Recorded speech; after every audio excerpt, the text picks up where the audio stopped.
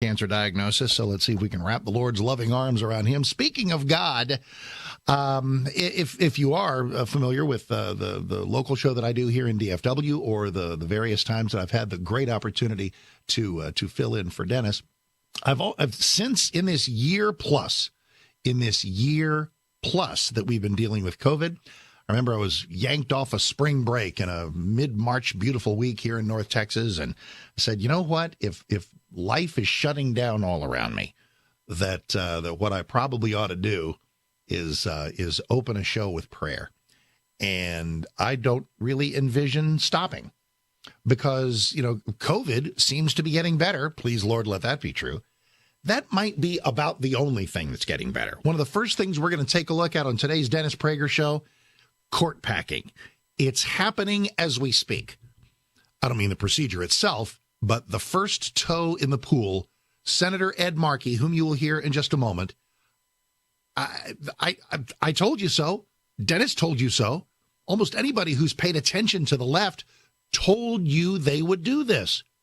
If you found yourself thinking, oh, it's just Joe Biden, he's just sort of center left, it's not like he's Hillary. It's not like he's Obama. This presidency, in its opening gasps, is worse than Obama. Do you know where the bar is set for me to tell you that? I'll go one better. This presidency stands to be worse than anything Hillary might have ever done on her worst day. I don't know if Joe himself has turned radical or has simply surrendered the reins to the radicals. But our border is out of control. Our finances are out of control. We're about to cut and run in Afghanistan. The Taliban will run that country. What time is it? Oh, let's give it the end of the year. Now, we'll talk a little bit. I want to talk with you about what you think the right thing to do is as we come up on 20 years since 9/11.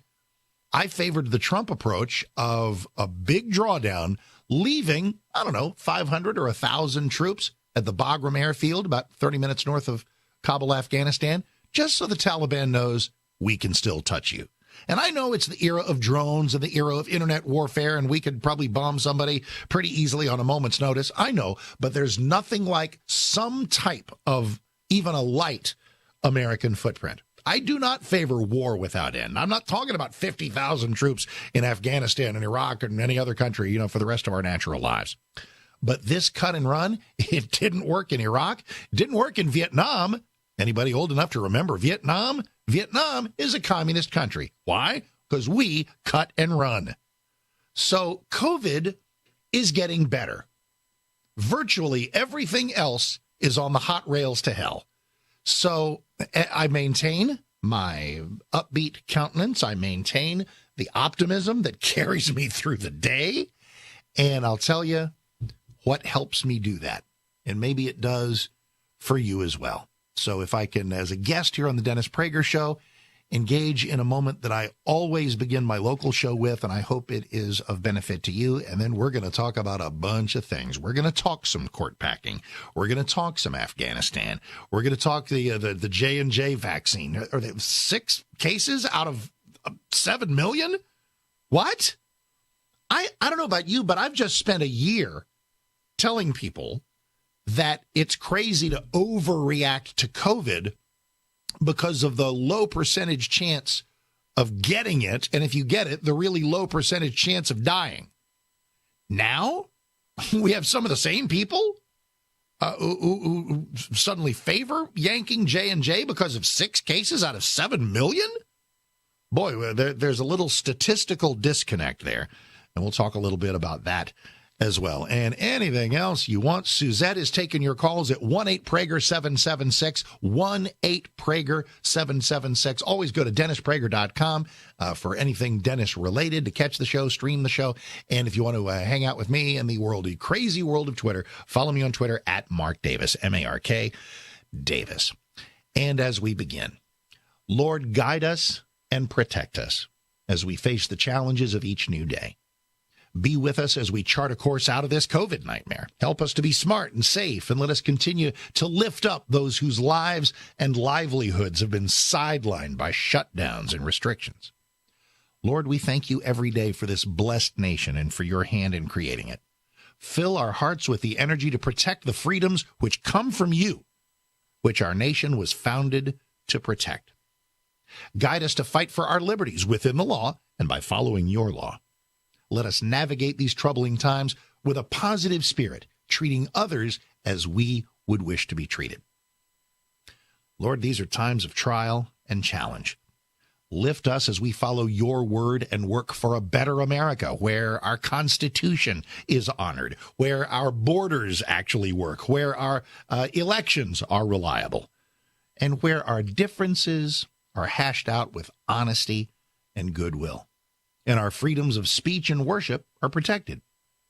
As we face each day's problems, give us the clarity to look around and cherish our many blessings in our nation, in our communities, in our homes, and with our families. If we follow you, Lord, we know we can get through anything. And we ask these things in your holy name. Amen. So it's funny because within that prayer, it seems like there are like 6 or 7 talk show topics. Oh, yeah, Constitution, borders. And I do. I ask for God's guidance in helping this nation, which he absolutely had a hand in creating, so that we can have, and these are not partisan things. I don't want the Constitution honored because I'm a conservative. I don't want our elections to be reliable because I'm a Republican.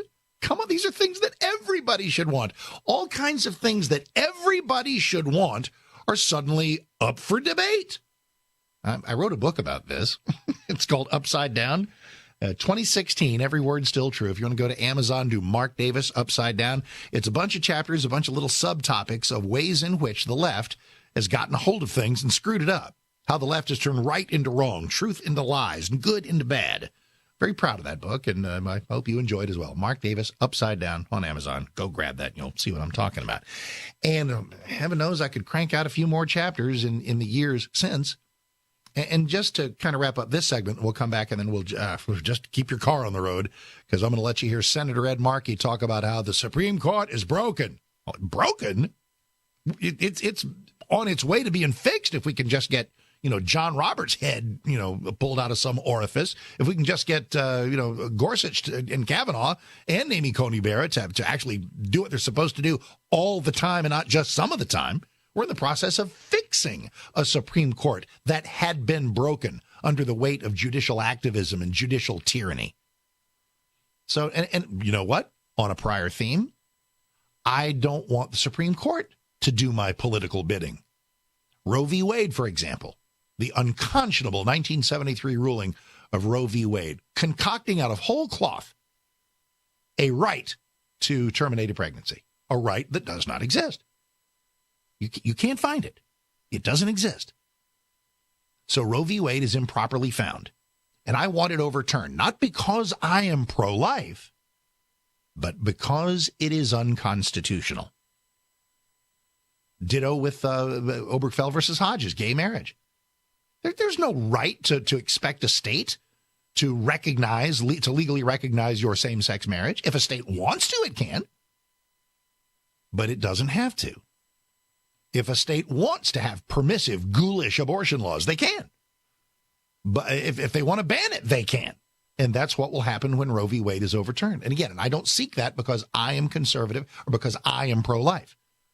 I seek it because I'm a constitutionalist, and I want the Constitution honored and the Supreme Court to honor the Constitution. Silly, silly me. All right, let's take our first pause, and when we come back, you'll hear it. And you listen. I told you so. One of many that this is the agenda. They've got one-party rule right now, and they're going to try to expand the Supreme Court to 13 people, get 4 more fresh Democrats who'll be there forever, so that they can enjoy the judicial tyranny that is their goal. Mark Davis in for Dennis. Will continue.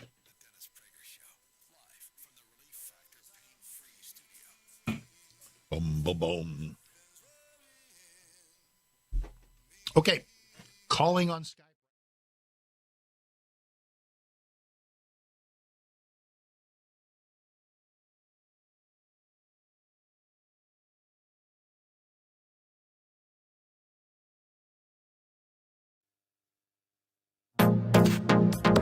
Trending now on The Hugh Hewitt Show.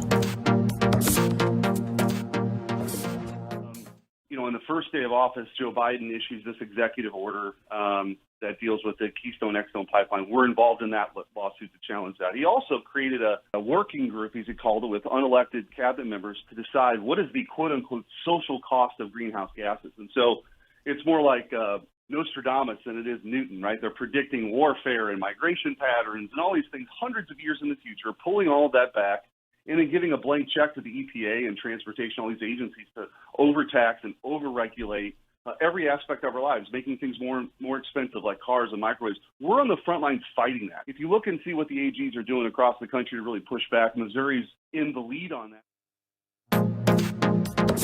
Keep up with what's trending. Subscribe on YouTube today. Trending now on The Charlie Kirk Show. You see, the people that perpetually want more power for themselves, they crisis hop. They hop from one crisis to the other. The environmental crisis, the Chinese coronavirus crisis. A crisis allows you to justify a power grab. There's nothing quite like a crisis that makes you feel more self-important and act like a totalitarian. A crisis generally means that the public will give up their freedoms and liberties. There's something even deeper going on here, though. As the CDC director says racism is a serious public health threat, they are now blending two of their most effective strategies. The fact that Americans will not question the science when it comes from anything from the CDC, despite the fact the CDC has lied to you about basically everything over the last year.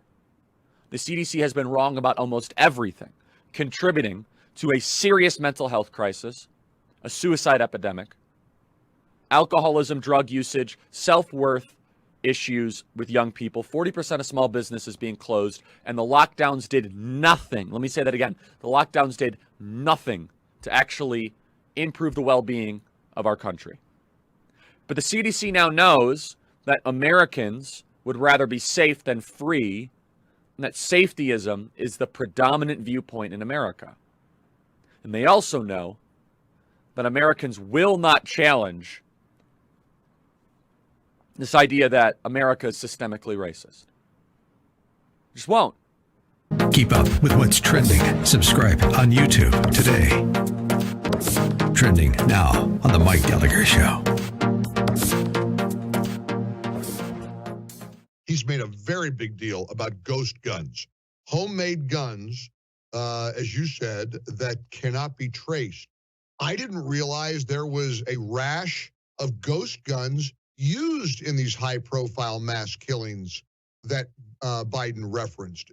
Are they? Are these massacres in Charleston and in Colorado and all these terrible scenes? Are those all with people who made their guns at home? No, Mike, you're right. These aren't people who have produced their own firearms in their own homes. We're talking about, in many of these instances, are failures of people to either enact on the laws that are available to them or the authorities who fail to take action when they were supposed to. So if we look at the most recent murders in Boulder, Colorado, we see that Colorado already has red flag laws. We see that the family was already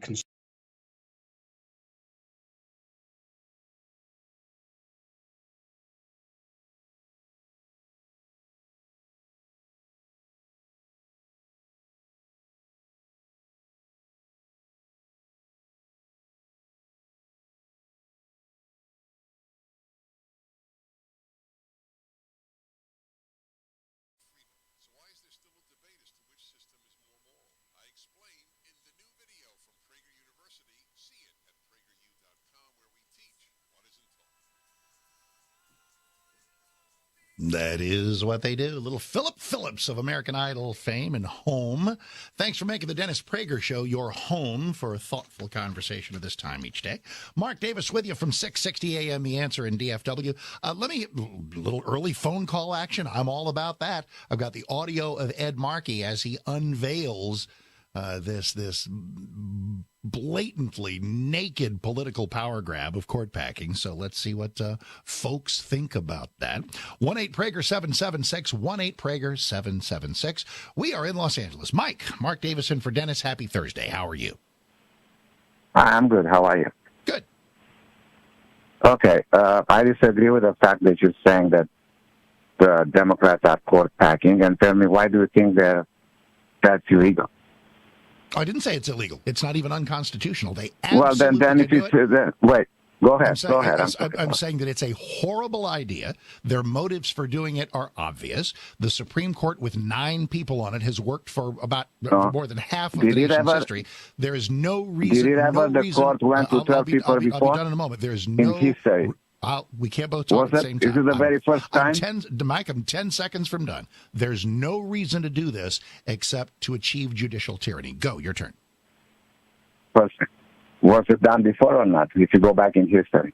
Oh, we started out with 6. That is correct. However, there is no... Okay, so it was done right. Before.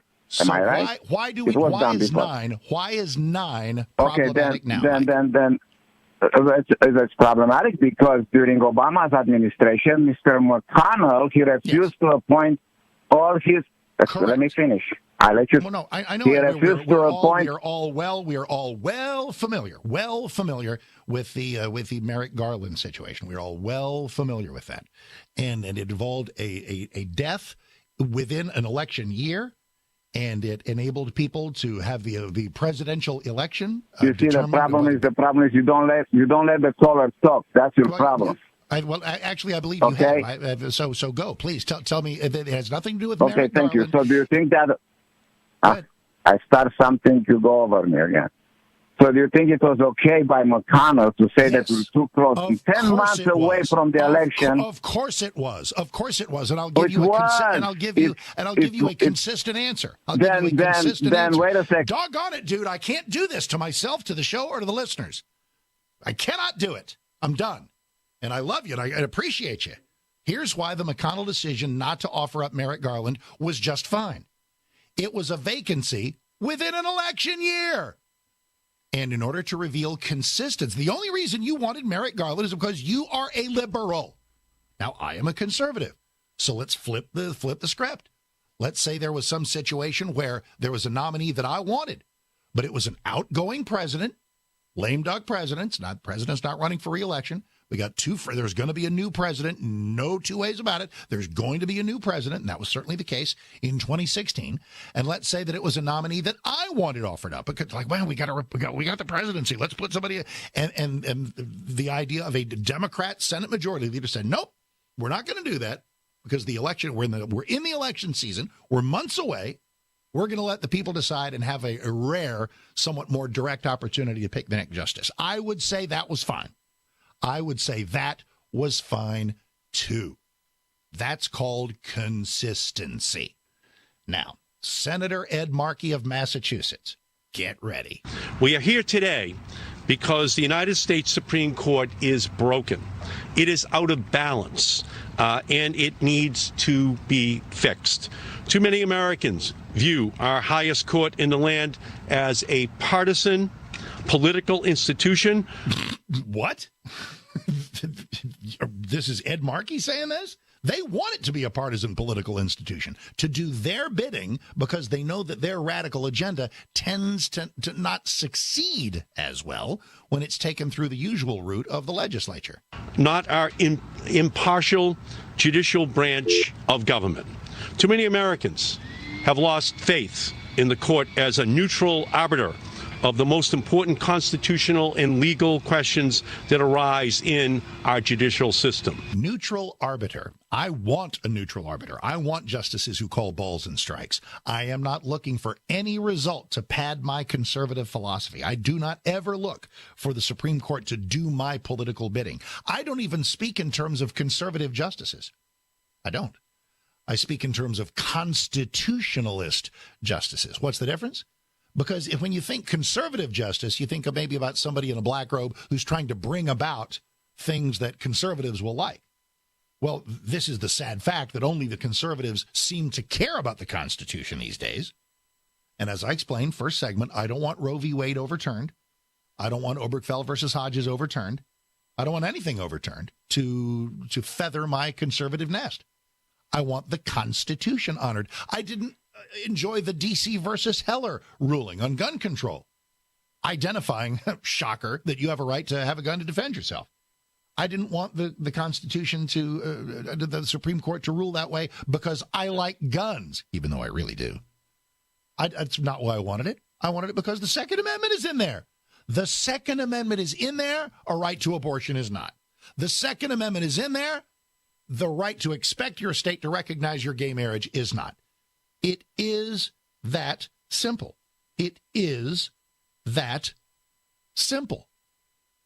And we're in Arlington Heights, Illinois. Sam, hey, Mark Davis in for Dennis. How are you doing? Hi, Mark. Nice talking with you.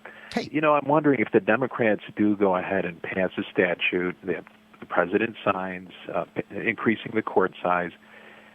I'm wondering it'll eventually make its way up to the existing Supreme Court, where the court may have to address this issue. Because remember, it may be a constitutional issue, I think. The Constitution just provides that there shall be one Supreme Court. It doesn't specify the high court size or composition. And for that reason, we can have 9 justices, we can have 13, we can have 4, we can have 28. So there's nothing inherently unconstitutional about the court packing procedure. Their motivation is an assault on the Constitution because that's what the left does. Interesting you mentioned a constitutional remedy. The only constitutional remedy, and I believe you're going to see this start to happen as soon as today, and this is a really high bar because it's hard to amend the Constitution. It should be hard to amend the Constitution, and that is the proposal of an amendment to the Constitution identifying the number of justices at 9. That way you could, then and only then, could you not change it? Well, it's kind of a gray area, I think, because the Constitution does not expressly grant Congress the authority to set or modify the size of the Supreme Court. Yeah, it kind of does. There's no express authority. What they do, I think it comes under the necessary and proper clause. No, that's the prior changes had been congressional, and so this one would be as well. So the first battleground is what, you know, and it's, listen, sitting here right now with you, April 15th, 2021, I don't think it's got the votes. And especially in the Senate, can I count on Joe? I'm tired of having to go to Joe Manchin and Kristen Sinema. We need to elect about 10 fresh Republicans in 2022. Could we maybe do that? Mark Davis in for Dennis. Be right back. The Dennis Prager Show, live from the Relief Factor Pain-Free Studio.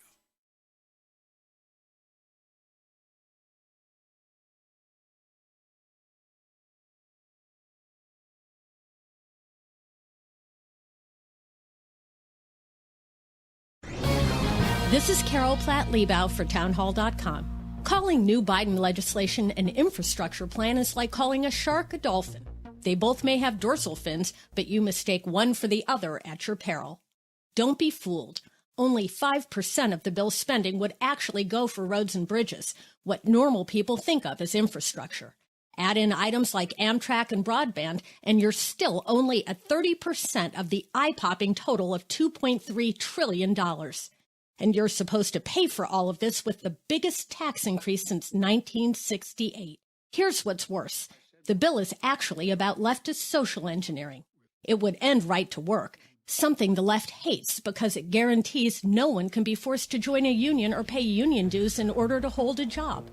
Ending it offers a rich new source of campaign contributions for Democrats. Calling a shark a dolphin doesn't make it one. I'm Carol Platt-Liebau. Trending now on the Charlie Kirk Show. We now have a radical, unproven philosophy, critical race theory, that is running our entire government. The CDC director says racism is a serious public health threat. Quote, a growing body of research shows that centuries of racism in this country has had a profound and negative impact on communities of color. That's not true. It's not true. Read Discrimination and Disparities by Thomas Sowell. Just because there is a disparity does not mean that discrimination is to blame. The fatherless epidemic in the black community is a serious public health threat. You want to know what's keeping black people down? It's not racism. It's government programs, failing public schools, Democrat policies and the lack of fathers in the home. Keep up with what's trending. Subscribe on YouTube today. Trending now on The Larry Elder Show. Headline, and I'm quoting, 2 CBS TV executives are fired after one called a black TV anchor just a jive guy, and the other called a female employee an effing idiot. Peter Dunn, president of CBS television stations, and David Friend, senior VP for news at the stations, were ousted on Wednesday. I'm laughing because polls show that 83% of Democrats believe that Donald Trump is a racist. 83%. This guy is calling a black TV anchor just a jive guy while reporting how racist Donald Trump is. Can't make this up. Keep up with what's trending. Subscribe on YouTube today.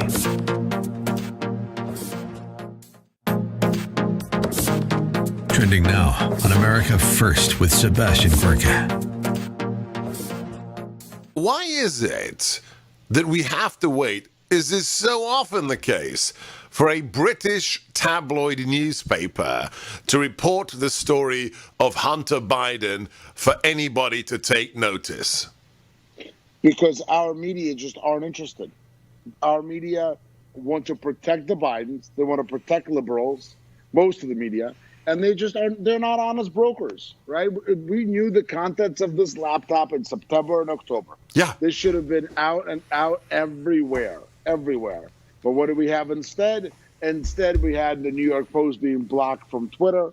Instead, we had CNN and others suggesting that Hunter Biden's own laptop that he signed over was somehow Russian disinformation.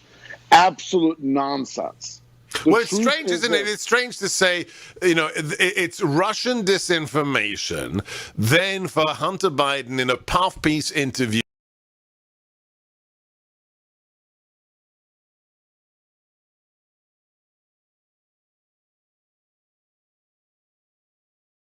Dennis Prager Show for this Thursday, 15th day of April, 2021. Mark Davis filling in from the big DFW. Hope all is well with you.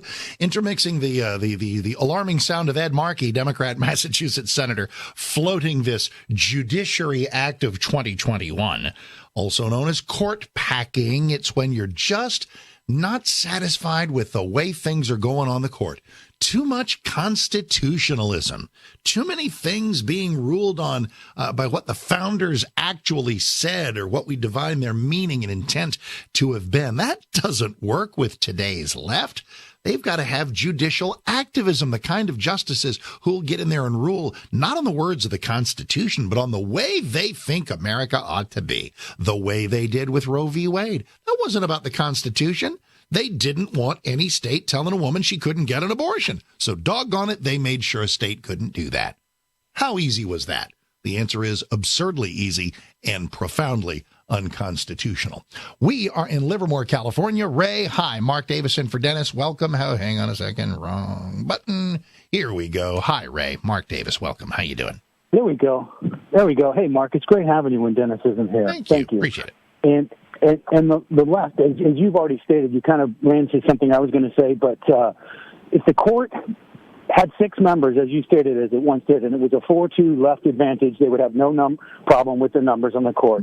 In the current state of 9, if there were a 7-2 leftist advantage, they would have no problem with the number of members on the court. They're just mad because they can't control the court for the very reasons you stated, to ramrod leftist agendas that they can't pass through legislation. Couldn't have put it more concisely myself. Exactly right. This is a political power grab. Biden's president, Democrat Senate, Democrat House. If you expand the Supreme Court to 13 justices tomorrow, Biden gets 4 fresh liberals to put on the court, and they'll probably all be in their 40s and live a half a century, screwing up the country for forever. All righty. We are in Corbin, Kentucky. David, hey, Mark Davison for Dennis. How are you doing?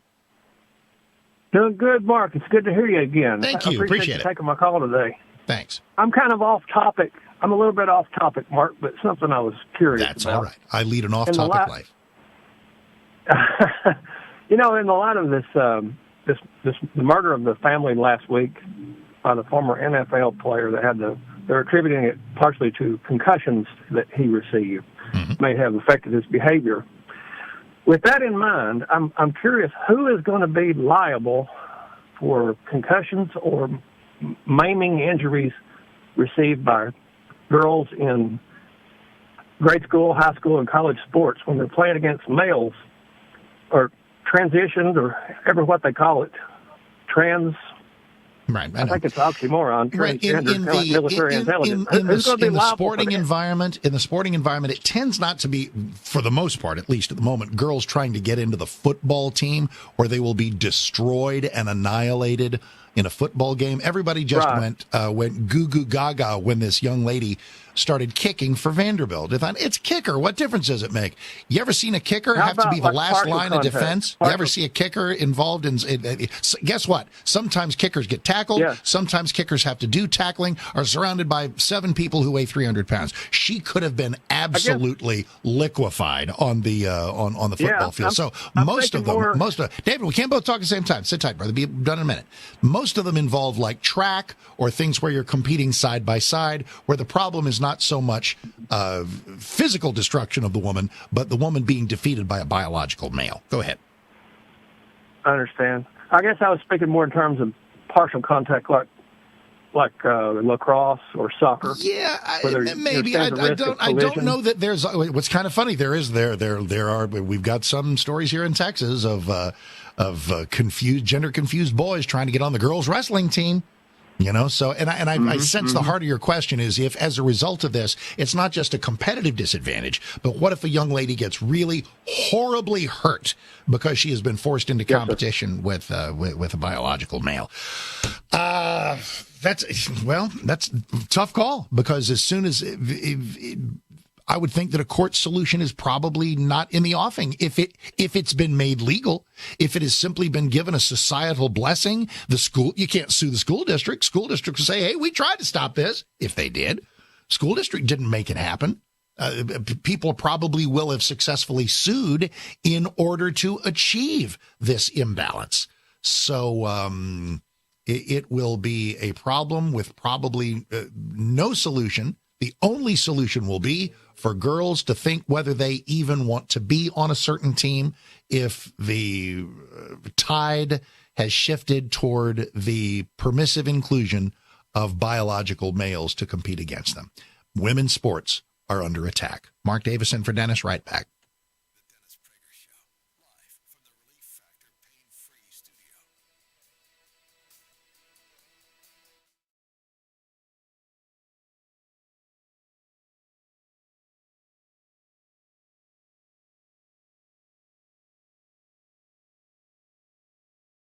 Trending now on America First with Sebastian Gorka. Why is it that we have to wait? Is this so often the case for a British tabloid newspaper to report the story of Hunter Biden for anybody to take notice? Because our media just aren't interested. Our media want to protect the Bidens. They want to protect liberals, most of the media. And they just aren't, they're not honest brokers, right? We knew the contents of this laptop in September and October. Yeah. This should have been out and out everywhere. But what do we have instead? Instead, we had the New York Post being blocked from Twitter.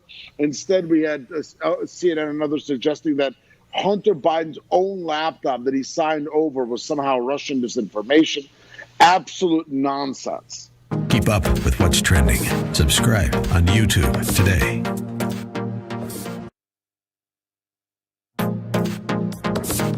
Trending now on The Larry Elder Show.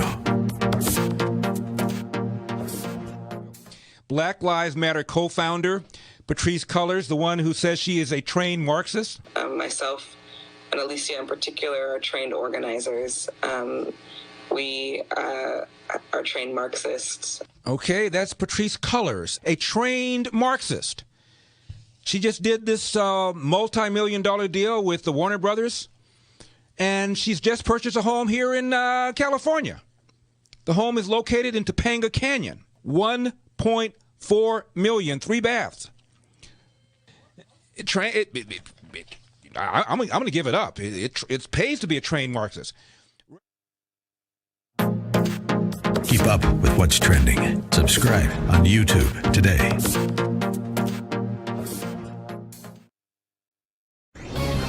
This is Carol Platt-Liebau for townhall.com. Calling new Biden legislation an infrastructure plan is like calling a shark a dolphin. They both may have dorsal fins, but you mistake one for the other at your peril. Don't be fooled. Only 5% of the bill's spending would actually go for roads and bridges, what normal people think of as infrastructure. Add in items like Amtrak and broadband, and you're still only at 30% of the eye-popping total of $2.3 trillion. And you're supposed to pay for all of this with the biggest tax increase since 1968. Here's what's worse. The bill is actually about leftist social engineering. It would end right to work, something the left hates because it guarantees no one can be forced to join a union or pay union dues in order to hold a job. Ending it offers a rich new source of campaign contributions for Democrats. Calling a shark a dolphin doesn't make it one. I'm Carol Platt-Liebau. Trending now on the Charlie Kirk Show. We now have a radical, unproven philosophy, critical race theory, that is running our entire government. The CDC director says racism is a serious public health threat. Quote, a growing body of research shows that centuries of racism in this country has had a profound and negative impact on communities of color. That's not true. It's not true. Read Discrimination and Disparities by Thomas Sowell. Just because there is a disparity does not mean that discrimination is to blame. The fatherless epidemic in the black community is a serious public health threat. You want to know what's keeping black people down? It's not racism. It's government programs, failing public schools, Democrat policies, and the lack of fathers in the home.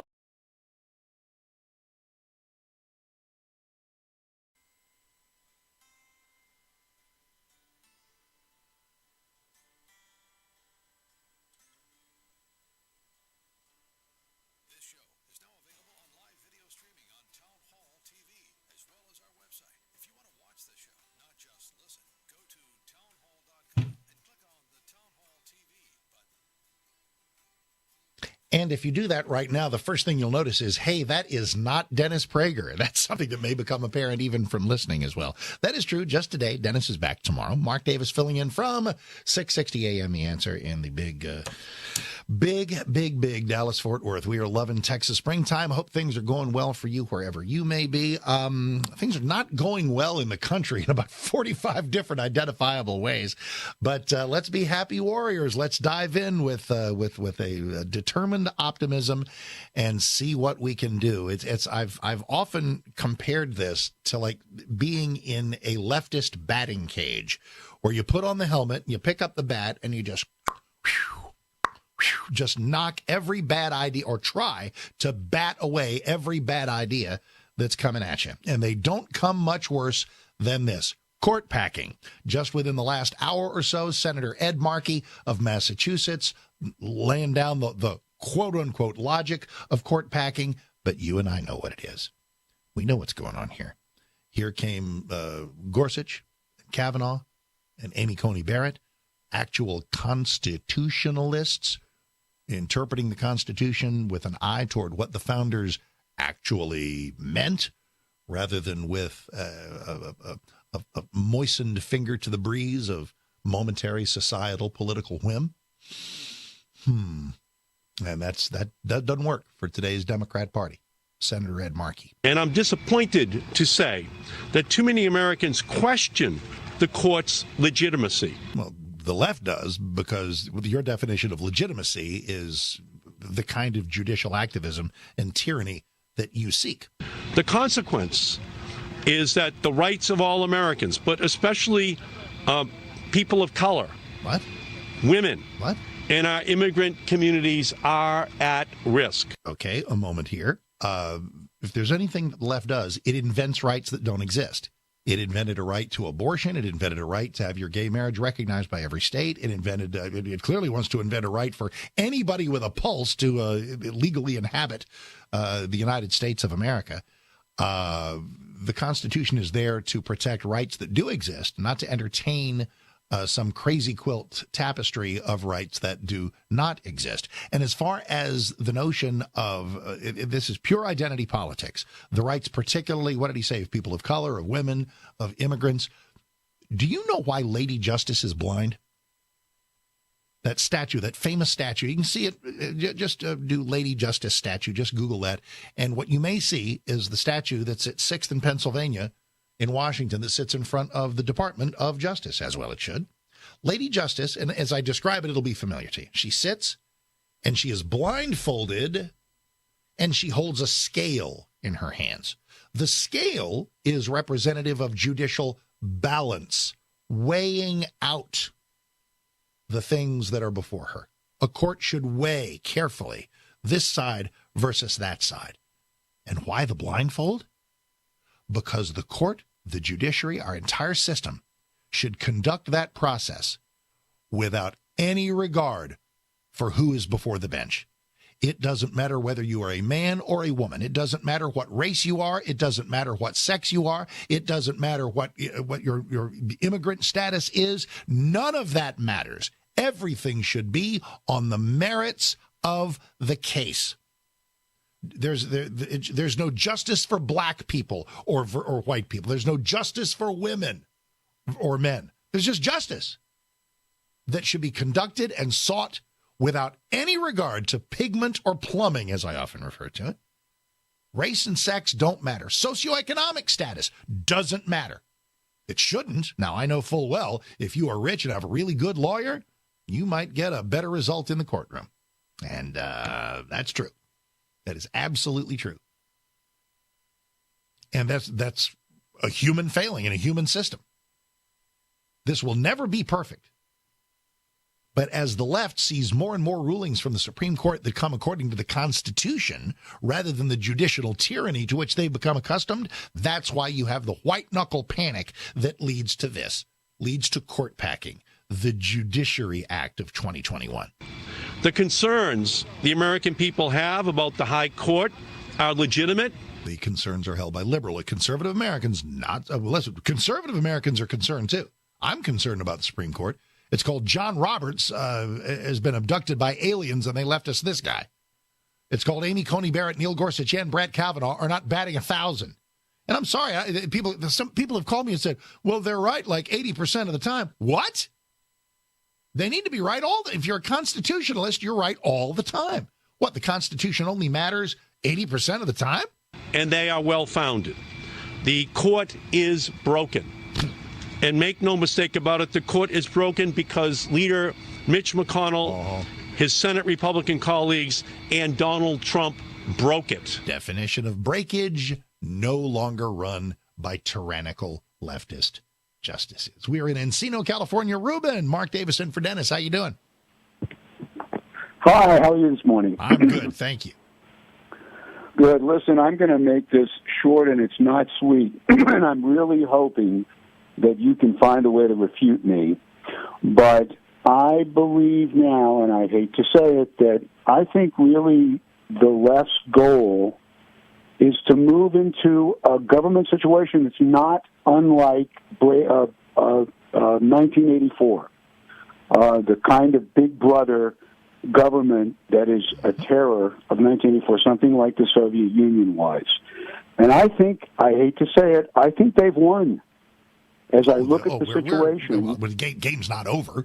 I mean, let's not throw up our hands and say, "Well, America was nice while it lasted." No, that's not wise. You know, I don't know if we can trust vote counting now. I know they're already letting enough people in to turn Texas blue. Again, I hate making these points. No, it's okay. And your concerns, your concerns are completely valid. Your concerns and your concerns are valid. Your cynicism well placed. So the question is, what are we going to do about it? All over the country, look at Georgia. Georgia's getting the crap punished out of it because it's trying to clean up its elections. Every other state needs to be that courageous. And we all simply need to elect not just Republicans, but the right kind of Republicans to try to undo this mess. I pray we will not lose our focus or lose hope. Mark Davison for Dennis, right back.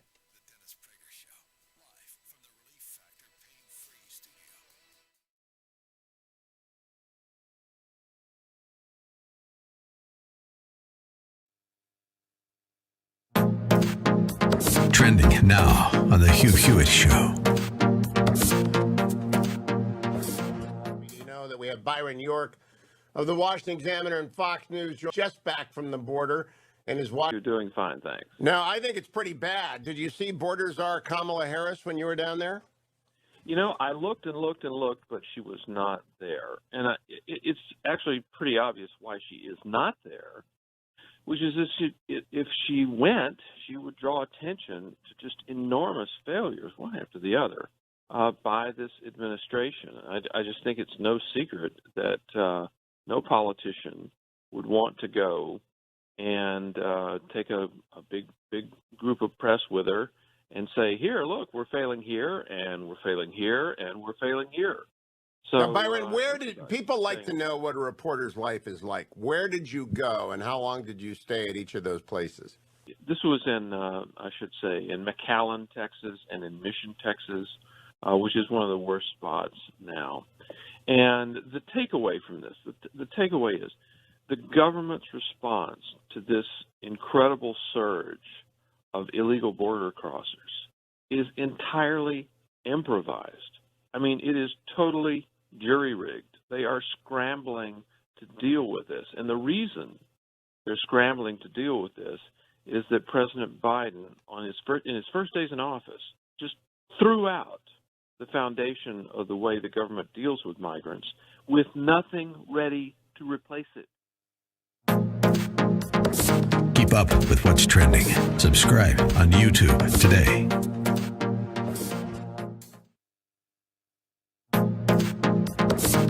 Trending now on The Larry Elder Show. Jared is in Brooklyn Park, Minnesota. Jared, you're on The Larry Elder Show. Thank you so much for calling. I appreciate it. Mr. Elder, sir, we have a country to save. Absolutely. And do we have our work cut out for us, or what? Tell me about it. I just wanted to call and say thank you for sending the message of comply and don't die. Mm-hmm. I don't know anybody who is not for making sure our police officers are doing an appropriate job without any sort of, hostility towards anybody of any sort of demographic. But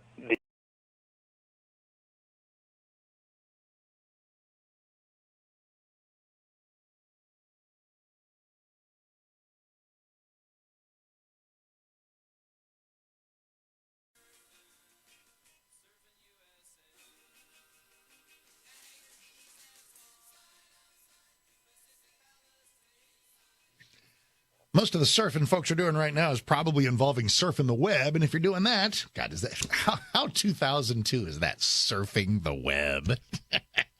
It's like looking something up in the phone book or anyway, dialing up your modem.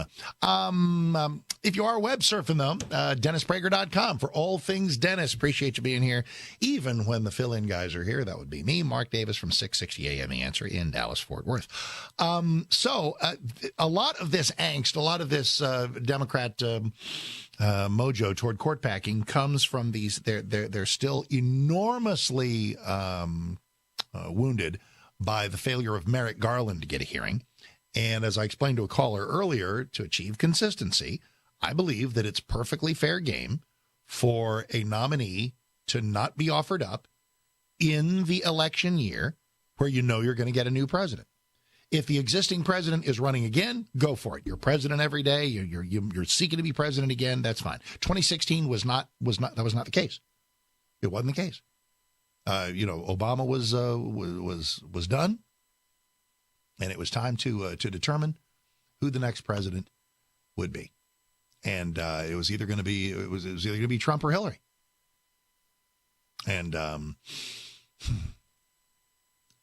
as such, consistency requires that if I had the opportunity to have a conservative nominee offered up, that I would be okay if that nominee were denied because a Democrat president or a Democrat majority leader said, "Hey, open seat.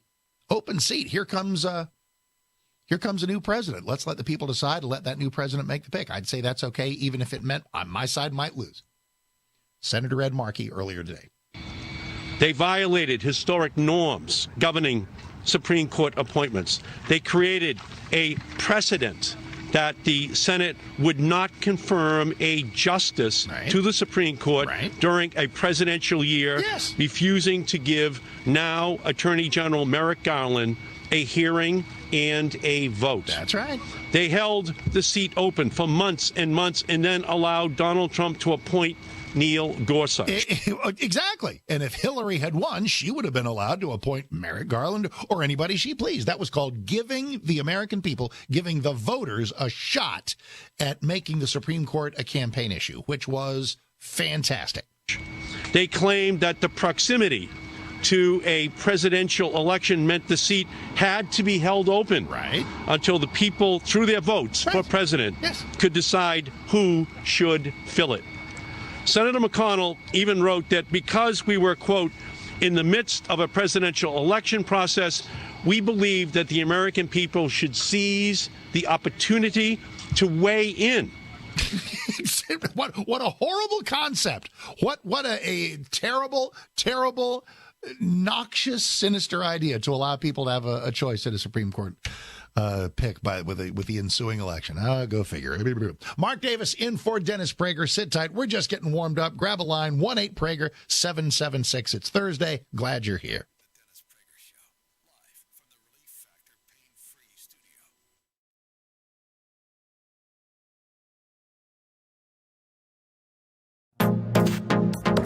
Trending now on the Mike Gallagher Show.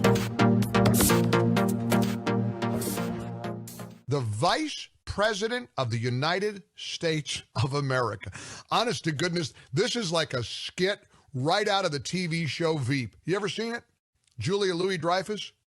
I'm warning you, it's definitely R-rated or PG-13. Lots of, bad language. But it's honestly one of the most hysterical political satires in the history of political satires. And Kamala Harris is Julia Louis-Dreyfus. What's her character's name? It's Selena Myers, right? Selena Myers, right. I think Kamala Harris is the actual character played by Julia Louis-Dreyfus in the TV series Veep.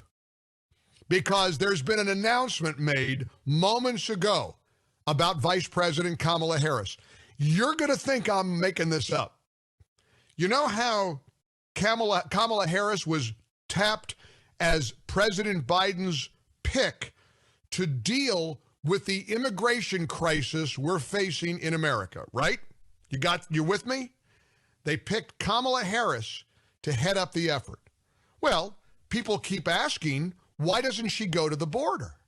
Why doesn't she, as if she is in charge of figuring out the answers to these thousands and thousands of illegals who are pouring across our southern border, why doesn't she go to the border? Well, she made an announcement today. She is going to travel. She is actually going to go somewhere. It's just that she's not exactly going to go to the border. It's not what you think it is. Keep up with what's trending. Subscribe on YouTube today.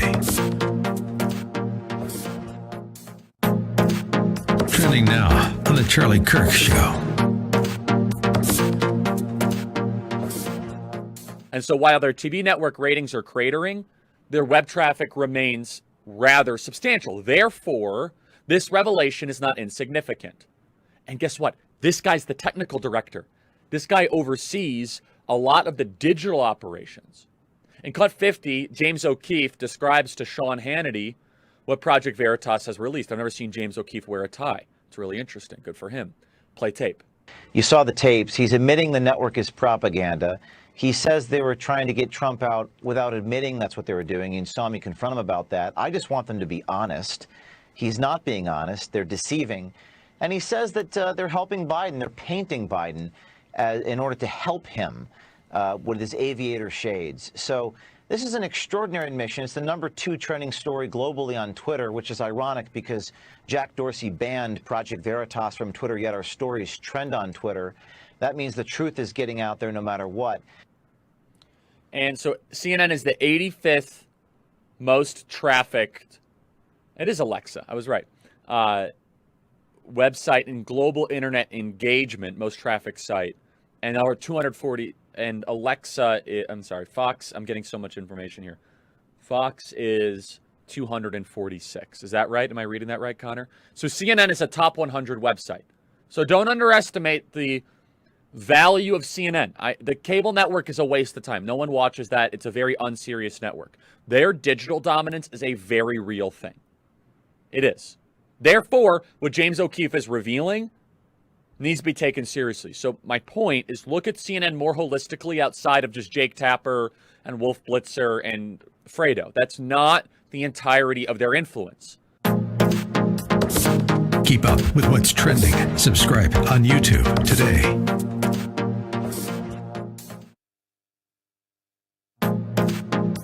Trending now on The Hugh Hewitt Show. You know that we have Byron York of the Washington Examiner and Fox News join us most Tuesdays. He is with us this morning. He's just back from the border, and his Washington Examiner story is headlined, "The Border is Even Worse Than You Think." Hello, Byron. How are you? Good morning, Hugh. Doing fine, thanks. No, I think it's pretty bad. Did you see border czar Kamala Harris when you were down there? You know, I looked and looked and looked, but she was not there. And it's actually pretty obvious why she is not there, which is if she went, she would draw attention to just enormous failures, one after the other, by this administration. I just think it's no secret that no politician would want to go and take a big group of press with her and say, here, look, we're failing here, and we're failing here, and we're failing here. So, now, Byron, where did people like to know what a reporter's life is like? Where did you go, and how long did you stay at each of those places? This was in, I should say, in McAllen, Texas, and in Mission, Texas, which is one of the worst spots now. And the takeaway from this, the takeaway is the government's response to this incredible surge of illegal border crossers is entirely improvised. I mean, it is totally jury-rigged. They are scrambling to deal with this. And the reason they're scrambling to deal with this is that President Biden, in his first days in office, just threw out the foundation of the way the government deals with migrants with nothing ready to replace it. Keep up with what's trending. Subscribe on YouTube today.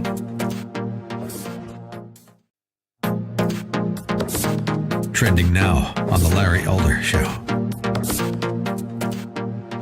Al is in Richmond, California. Al, you're on The Larry Elder Show. Thank you so much for calling. I appreciate it. My theory is that my thought pattern is don't let an officer be the arresting officer, the judge, the jury, and the executioner. It's unfortunate. You know, I've had these talks with young men before, and don't let that happen to you. And in reality, you don't have to follow a directive from a cop if you don't feel safe. Oh, yes, you do. Give me an example. Give me an example of when you don't feel safe and you can refuse an order, a lawful order from an officer. Okay. First of all, they don't order. They give you a directive. And if I'm sitting in my car and I haven't done semantics, Al. Semantics. No, it's not semantics. If I feel safe in my car, the cop is rude, I don't want to confront this guy. Give me a supervisor. If a cop has a justifiable reason to stop you and probable cause to ask you certain questions, you do not.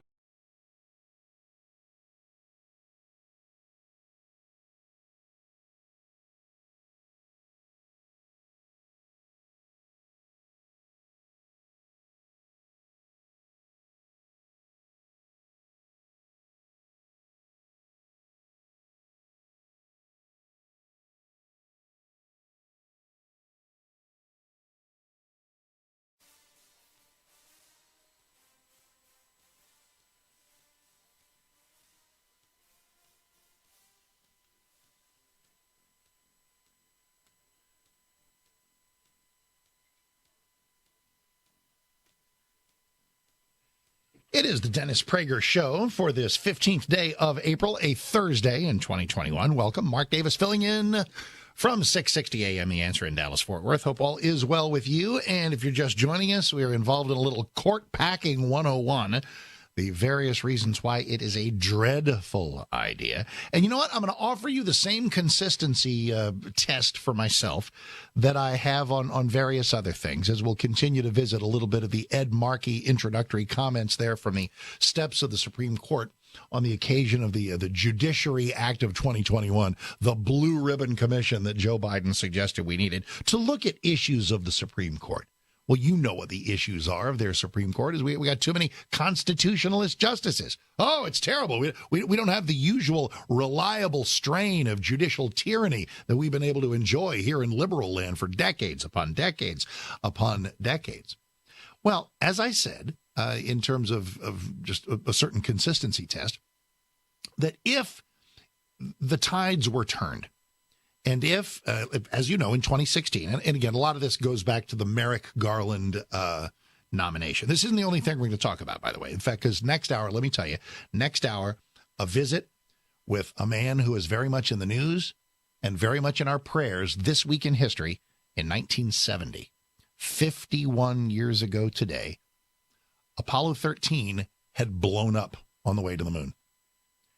And they continued the journey to the moon, swung around the backside, and limped home. And we wondered if we were going to lose 3 astronauts in space, Jim Lovell, Fred Hayes, and Jack Swigert. They made it back. It is the stuff of legend. It is the stuff of movie legend. The Ron Howard directed, Tom Hanks, Bill Paxton, Kevin Bacon playing the 3 astronauts. Fred Hayes, lunar module pilot of Apollo 13. I had a great conversation with him, and you will hear it in our next hour. Just please, Lord, amid all these things that are going so dreadfully wrong, can we go back and put our finger on the pulse of a time when America had this can-do spirit, when we were just an amazing force in so many ways, and we're headed back to space. We're headed back to the moon, and I just love it. I'm your official Space Dork host, so it's just, I hope it's an opportunity. For those of you who are old enough to remember, it'll be incredibly nostalgic. 4 years later, just day. Oops, hello. For those of you who were not old enough to remember, then maybe it'll be a little history lesson. That's next hour. All right, Ed Markey, moments, about an hour or so ago. Barrett to the court to fill the seat held by the late, great Justice Ruth Bader Ginsburg. So much for letting the people weigh in. What's the difference? Because Trump was running for re-election. As I made clear last hour, the rule is, and I think it's a sensible rule, if you have a Supreme Court vacancy in the actual election year, the full election campaign is underway, you got a bunch of people running on both sides, as we had in 2016, then you don't nominate somebody because we are guaranteed to have a new president. If there is an incumbent president, does that incumbent president get to nominate somebody? Yes, and I'd say the same if it were a Democrat president. So just consistency. I'm trying, man. By restoring balance. And we do it by adding 4 seats to the court to create a 13-member Supreme Court. God help us. These 4 new seats, to be filled by President Biden, will reconstitute the United States Supreme Court. Sure it will. The bench will then rightly reflect the values of the majority of the American people on whose behalf they serve. Wow. So you realize there's no need for balance on the Supreme Court, right? I mean, what are we talking about? Liberal, conservative? Justices should not be thinking about their personal politics, and therein lies the problem. Elena Kagan, Sonia Sotomayor, Stephen Breyer. These are justices who clearly let their personal politics rule the day and rule their ruling. And you might say, but wait a minute, Mark. Gorsuch, Alito, Clarence Thomas, aren't these folks allowing their personal conservatism to guide their rulings? No. You know what guides their rulings? The Constitution of the United States. Shocker. So why does it seem that rulings that are about the Constitution seem to favor conservatives? Fair question. Overturning Roe v. Wade. Conservatives love that because we're pro-life. But as I've said, I don't want Roe v. Wade overturned to feather my pro-life nest, to boost my political goals, my political intents, my societal view. I want Roe v. Wade overturned because Roe v. Wade is unconstitutional. It is that simple. A lot of things going on in the news these days that are not simple. And so obviously court packing is on the talk show plate, but so are a number of other things. So let me offer those up to you as well at 1-8-PRAGER-776, 1-8-PRAGER-776. Suzette taking your calls. Call her and she'll put you right through to me. Mark Davis from 660 AM The Answer in Dallas-Fort Worth, filling in for Dennis today. All right, another night of violence in Brooklyn Center. The officer, Kimberly Potter, she has a court appearance later today. The sentence against her, or the sentence yet to be determined, the charge against her, second-degree manslaughter, carrying a penalty of 10 years for the killing of Daunte Wright. What a terrible tragedy. And in listening to a lot of talk radio and in conducting a lot of talk radio, I'm hearing a lot of things, and let me unpack them and let's see what you want to add to them at 1-8-PRAGER-776. It seems that we're very caught up in a thing of Daunte Wright would be alive if ... Well, if you want to go chronologically, Daunte Wright would be alive if he didn't try to escape arrest. That is undeniably true. And so is there a lesson in this that says, don't run from the police? Don't run from the police. Don't run from the police, you're probably not going to die. Now, but that's insufficient. That we're not done yet, because every once in a while, folks are going to run from the police. Every once in a while, you're going to get a runner, or a driver, as the case may be, somebody who seeks to speed away to avoid that pesky incarceration. The question then becomes, what do the cops get to do? Do they get to kill the people who do that? That's going to be a no. This is why, God made tasers.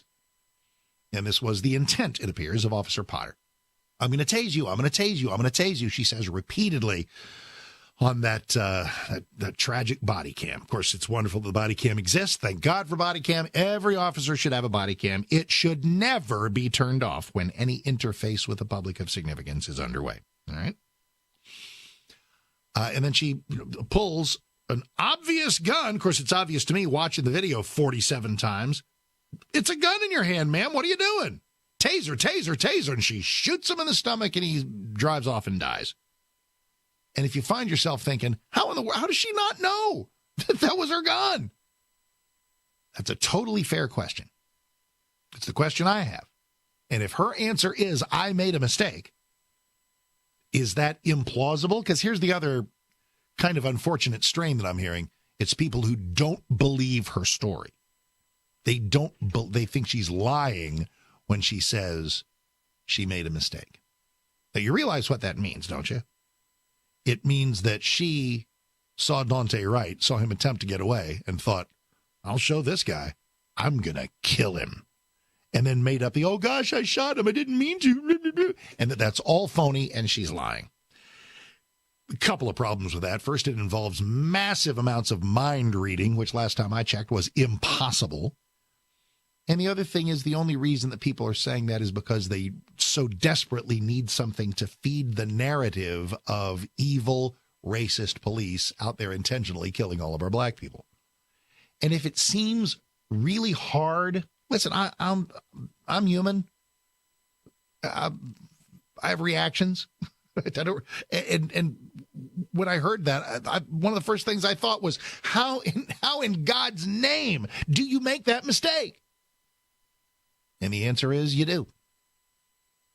There's really no shortage of things. I mean, right here in the DFW area, we went through a thing with an off-duty officer named Amber Geiger. She walked into an apartment. She walked up to what she thought was her apartment. The door was ajar. Uh-oh, she thinks. What's going on here?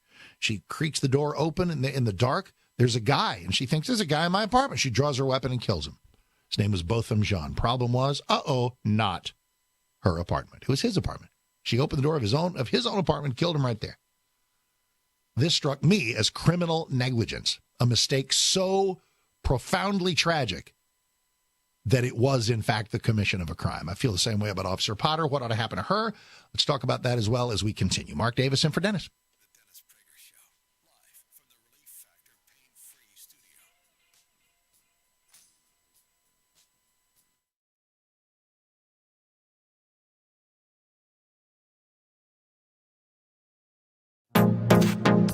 Trending now on the Charlie Kirk Show. What actually is election interference? Information is power, we are told. We know that to be true. When people consume information, they make choices. Information is easily spread and also easily spread incorrectly. We've been lectured by the left on misinformation and disinformation for years, from people that run message boards on websites I can't even find, and somehow they're a threat to our republic.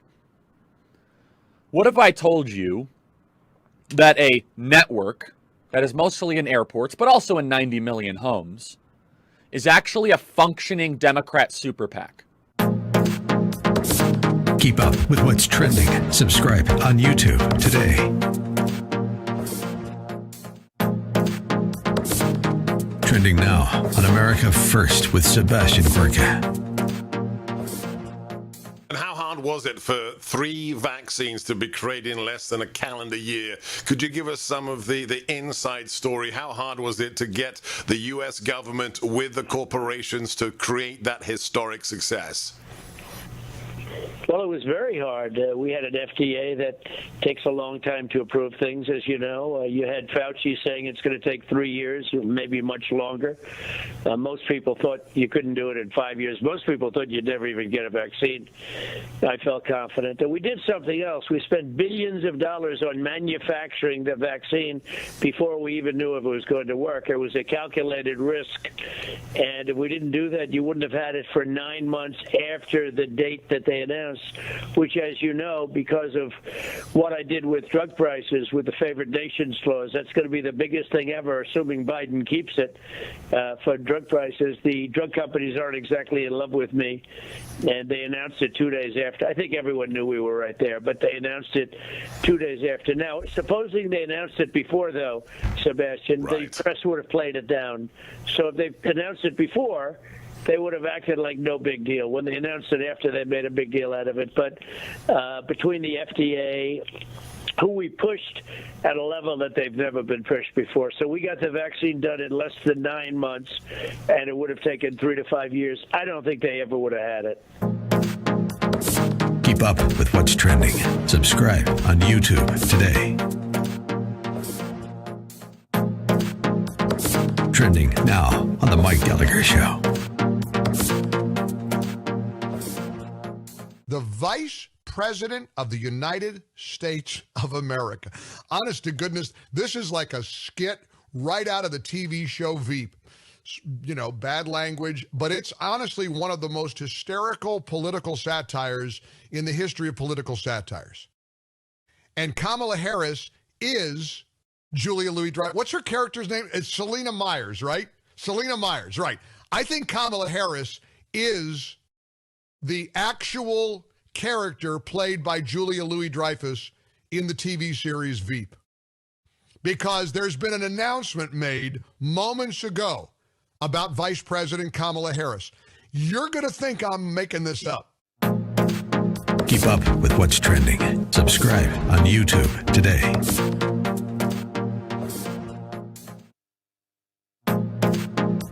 Trending now on the Hugh Hewitt Show. The infrastructure plan is incredibly reckless. Excellent. Incredibly reckless. It's going to make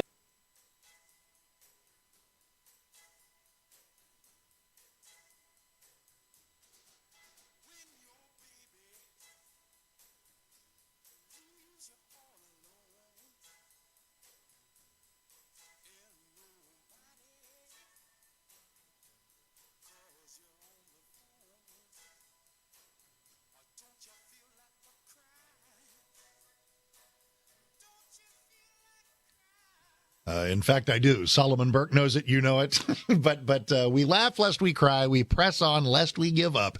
No giving up. No retreat. No surrender. When things seem at their darkest, that is when we need to ramp up our efforts. Hey, everybody. Mark Davis on a Thursday in for Dennis Prager. Glad you are here. Follow me on Twitter at Mark Davis. It's like another entire show happening over there. Appreciate that very much. And I'm on every morning, 7 to 10 Central at 6:60 a.m. TheAnswer.com if you want to come hang out. All right, hanging out with you on the phones at 1-8-Prager-776, and I was about halfway through the Brooklyn Center issue on how this is going to go with Officer Kim Potter, second-degree manslaughter, not enough for many. I don't care about the charge as much as I do about the sentencing. Will she get the maximum sentence? It's funny. Sometimes juries think that people have been undercharged, and so they give the maximum sentence. Sometimes people think folks have been overcharged, so they give the minimum sentence. It's a way for juries to kind of weigh in with their flavor of what they think justice ought to yield. And in the case of Officer Potter, who had been, more than 25 years on the force, and that it even accentuates even more loudly the question, how in the world does somebody with that kind of experience make that kind of mistake? Is it implausible? And no, it's not. Sometimes people make horrific mistakes. I mentioned Amber Geiger. A lot of people don't believe her either. I did. I mean, it's because I don't know, maybe I've talked to too many people, seen too many people, had too many brain farts myself, excuse me. Nothing like this, not where I killed somebody accidentally. But I'm going to give you a category of thing that I don't know if we've talked about it here on the Prager Show, but I have in, doing talk shows for almost 40 years. There's something I'm going to identify for you that happens a lot. I mean, and we're coming into the warm weather season, so get ready for one of these probably every couple of weeks. How does somebody leave their kid in the back of the car? How does somebody, you ever get this? Have you ever, I mean, every time it happens, some poor baby, some poor toddler, some poor, young kid just roasts in the back of a car on a 95-degree day because, mom went in to get her hair done and forgot the kid was in the back seat. How in the world can somebody be that mentally screwed up? Answer is, it happens. It happens. Now, it's funny because it's a similar thing there because people think, they've suffered enough. What? I'm sure they have. But we can't let that go. That's criminal negligence. I believe Officer Potter when she says it was a mistake. But some mistakes are so egregious, some mistakes are so consequential, some mistakes are so inexcusable that they constitute the commission of a crime. So is 10 years enough for this? I don't ever have a magic number in my head, like one magic number. I have, what I sort of refer to as the range of what's acceptable to me. And I bet you have it too.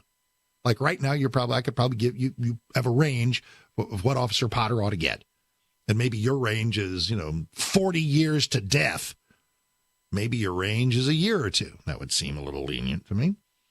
Just as the 40 plus would seem a little harsh. I think my range would probably be something like, 5 to 15. Split the difference, you get 10. 20 seems a bit much. And I know that always people say, you remember the poor city manager in Brooklyn Center? They had the Mayor Mike Elliott. God love him, bless his heart. I feel for him. He is just so totally overwhelmed in every news conference they had.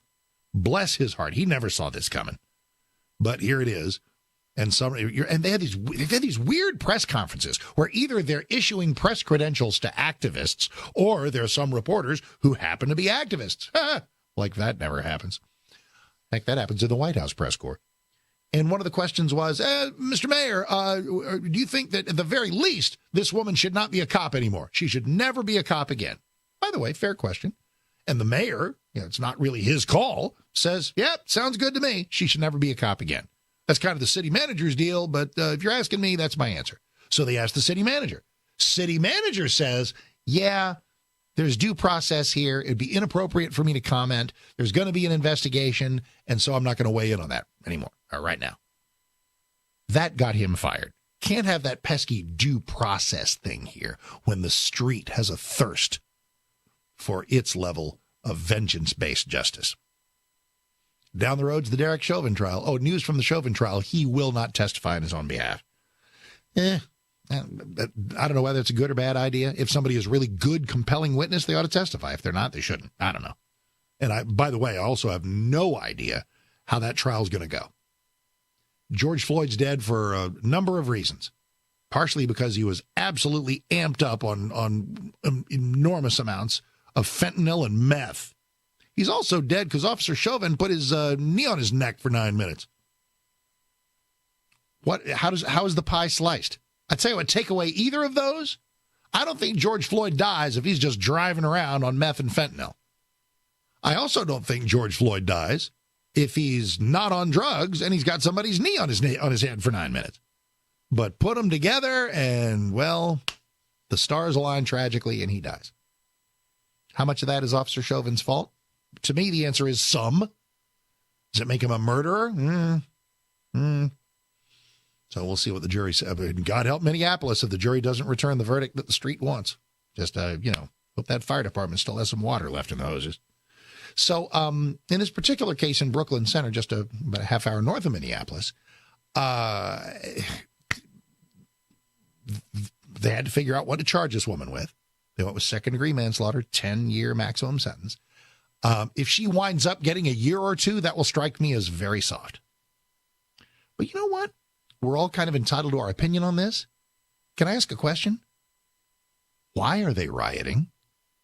And I know that by the way, I know the answers that would come back to this. Like, we're tired of this. It's another black man killed by another white cop.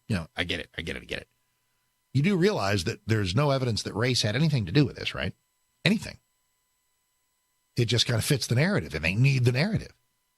And by the way, part of the narrative is to honor Dante Wright by, stealing a TV out of the local Walmart. Because nothing says honor the dead like larceny. Rioters are going to riot. In the real world, and in a responsible world, and this is true after George Floyd. Remember when George Floyd actually died? And remember that video was all over the place? And I do talk shows for a living. I couldn't find anybody to say that was great police work. Everybody said something horribly wrong happened on that video. Either horribly bad police work where he ought to be fired forever, or some level of crime where he ought to go to jail for something, all the way up to he's a murderer. That was the range of conversation. In a normal, mature country that has its act together, we would have had that debate, that conversation about what had happened to Officer Chauvin. That conversation was impossible with our cities on fire. So we're just not handling things well at the moment. So we're trying to handle them well here on the show. Mark Davison for Dennis. Your calls next. 1-8-PRAGER-776.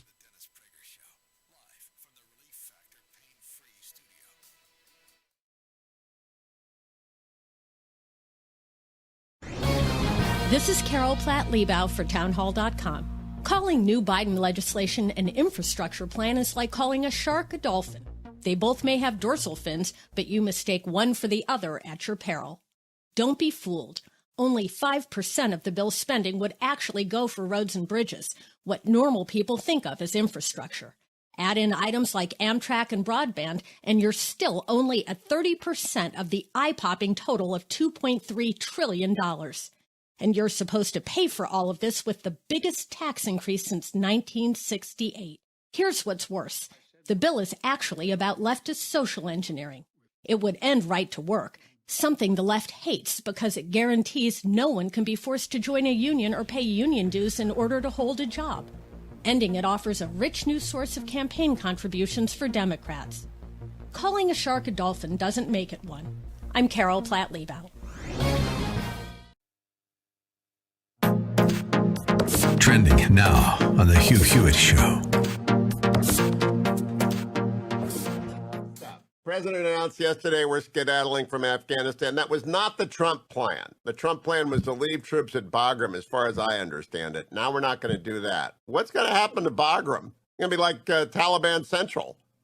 Well, Bagram, I think there's a missed opportunity there to talk about the enduring relevance of Bagram, particularly in light of great power competition, right? In other words, if we go to war with China, bombers coming out of Bagram provide us with an opportunity to target Western targets for China, including their space and their counterspace assets. And I really think as we confront honestly the fact that the American people do want us to responsibly reduce our presence over time, we can have a grown-up conversation about where are the areas where we want to leave an enduring presence as we transition to great power competition.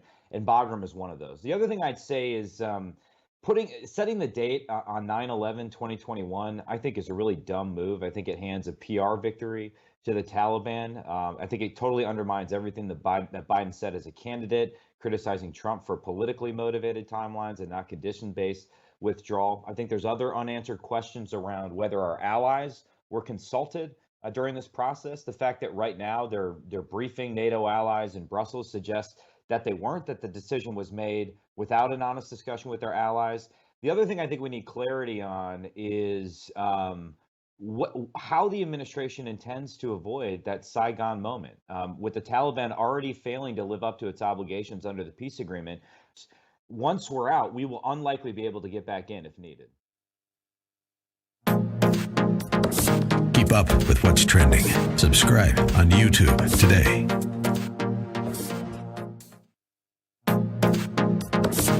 Trending now on The Larry Elder Show. The governor of Minnesota is named Tim Walz, and he tweeted late last night, quote, "Gwen and I are praying for Dante Wright's family as our state mourns another life of a black man taken by law enforcement," end of quote. Why did the governor feel a need to refer to this man's race as black? Because the governor is buying into the narrative that the police are disproportionately, unreasonably, unfairly, unlawfully killing black people. Is there any evidence that what happened, however tragic, would have been different had this person been white? Keep up with what's trending. Subscribe on YouTube today.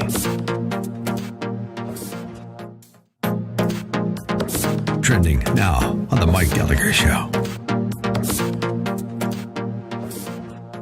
Here we go.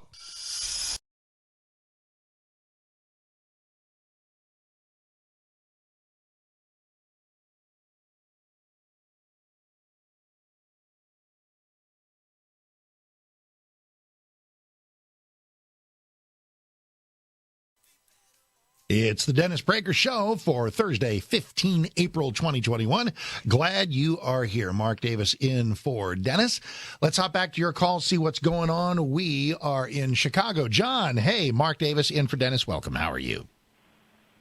I'm good, sir. It's a pleasure to talk to you again. Thank you for taking my call.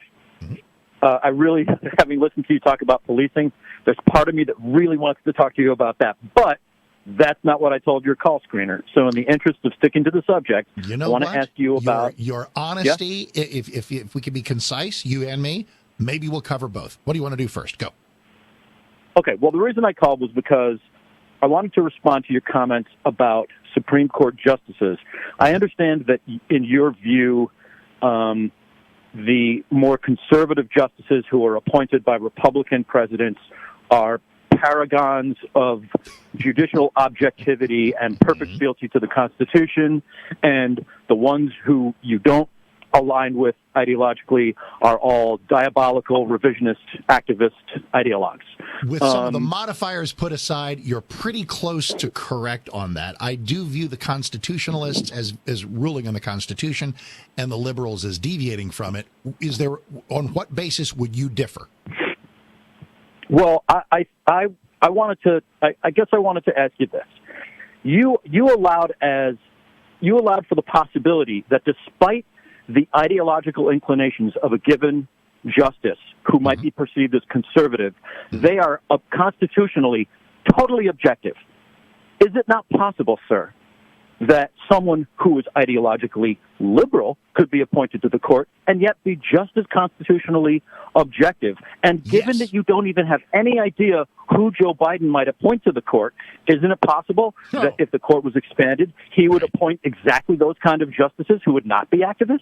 I have no reason to believe that based on recent history. If we take a look at Elena Kagan, at Sonia Sotomayor, at Ruth Bader Ginsburg, at Stephen Breyer, these are people whose rulings constantly shape the Constitution into their worldview. That's what liberals do.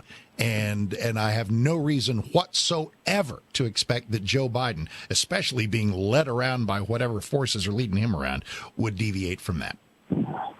Well, I know that you'll bristle at this, but I feel that's because of your own ideological inclinations, and as someone who doesn't share your ideology, that's why I asked you. That's why I asked you to challenge me on this.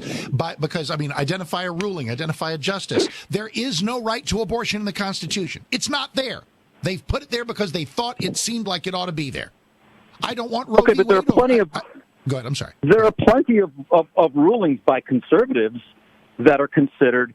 Name one. First of all, there are plenty of rulings by conservatives that are considered activists, and there are rulings by conservative justices that you disagree with, like when Justice Roberts upheld the constitutionality of the Affordable Care Act. But I would say that Antonin, I would say, sir, I would say to you, sir, that Antonin Scalia's majority opinion in the Heller ruling is a complete revision of the Constitution and set aside decades of precedent. And you know that's true. But those precedents were wrong. Those precedents were unconstitutional. Those precedents they flouted the Second Amendment. I don't favor gun rights because I like guns. I favor gun rights because they're there. They're codified in the Constitution. The Second Amendment gives me that right to bear arms. Go ahead. But if you'll allow me, from my perspective, that you just deviate from that because that's your ideology. You like him, you like his decision because it aligns with your ideology. That's no less activist. Do I have the right to bear arms? Yes or no? You do, sir. Had the Supreme Court, sir, prior to the Heller ruling, had any Supreme Court ever found an individual right to own guns? Ever? Had that ever happened before? It never. They never had to. How in the world? So there are all kinds of, because one presumes that it's there in the original language of the Constitution. Well, we'll have to agree to disagree, sir, because I consider that ruling to be massively... I think we got about a minute. Let's do 60 seconds of policing. You're a wonderful caller. Well, I think that Heller was massively activist. Stop it! I wanted to say to you, go.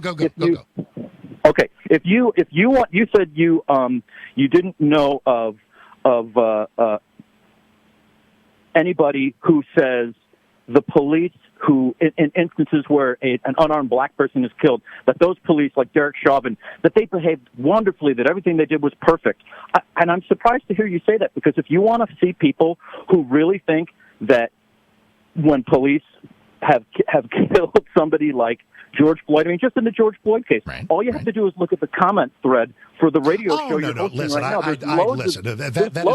That's the worst way. Listen, I can find somebody on the comments thread who thinks you and I are from Jupiter. I don't go to comments threads for anything. I take a look at actual veins of opinion and things of that nature, and I found none of that. Back in a moment.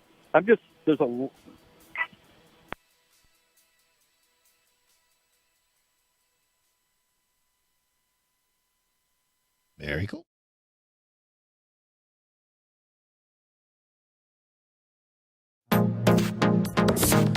Trending now on America First with Sebastian Gorka. Will the never Trump class still exist, or can we finally rid ourselves of those who say they're conservatives, Mr. President, but who really don't love this country? Well, you'll always have rhinos, and in many ways, the Democrats beat out the rhinos. It's sometimes some of these people that within the party, when you have, and obviously the Mitt Romneys, the little Ben Sasses, the people that are Murkowski in Alaska does just a horrible job. When you have people like that, they don't seem to have. They stick together. Democrats stick together. They have horrible policy. Fortunately for the Republicans, you wouldn't have a Republican Party. Keep up with what's trending. Subscribe on YouTube today. Trending now on America First with Sebastian Gorka. You stared down China. You put Russia back in their box. Now we have an incumbent in the White House who gives national addresses about female-shaped body armor and maternity flight suits. What do our enemies, the ones you had to deal with, what do they think of the current incumbent? I think they're laughing at us like they've never laughed before. Our political, and you could say this, politically correct armed forces, where they're sending out documents talking about all sorts of things that shouldn't be discussed, that shouldn't even be thought about. You look at what's going on illegally within the Army. I mean, I actually now I asked somebody the other day. So if a general tells a private what to do, and if the general's slightly harsh, is that acceptable? And they weren't sure how to answer the question. Do you understand? This is just crazy what's going on. I think the world is laughing at us. And they weren't laughing before. When we were in, they were not laughing, Sebastian. I'll tell you what, we didn't have this problem with Russia. We didn't have China circling Taiwan. We didn't have all of the things that are happening right now. And we have we had a very good relationship with Kim Jong-un. Keep up with what's trending. Subscribe on YouTube today. Trending now on the Mike Gallagher Show. The Vice President of the United States of America. Honest to goodness, this is like a skit right out of the TV show Veep. You ever seen it? Julia Louis-Dreyfus?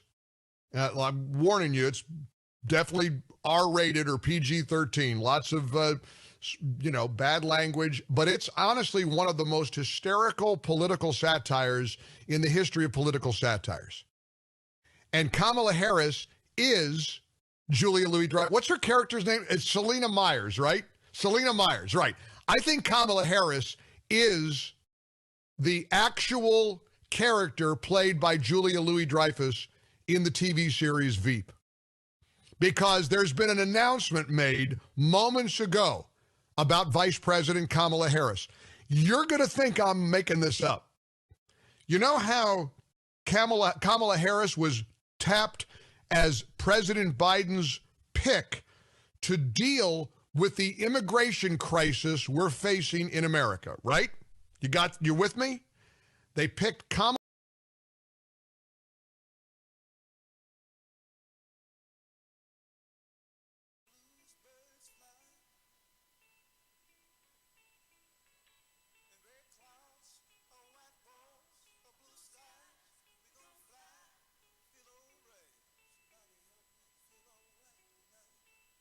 Portions of the Dennis Prager Show are brought to you by Sierra Pacific Mortgage.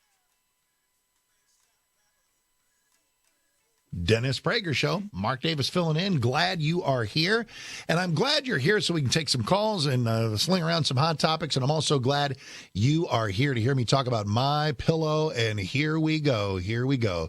It is My Slippers. Mike introduced Slippers. It's taken over 2 years to develop, designed to wear indoors, outdoors, all day long, made with My Pillow foam and impact gel to help prevent fatigue on your feet, made with quality leather suede. Right now, Mike Lindell offering 40% off the new My Slippers. The My Slippers are so comfortable, you'll want to get some for the whole family. Go to MyPillow.com, click on the radio listeners square, and use the promo code Prager, and you'll also get deep discounts on all MyPillow products, including the Giza Dream bed sheets, the MyPillow mattress topper.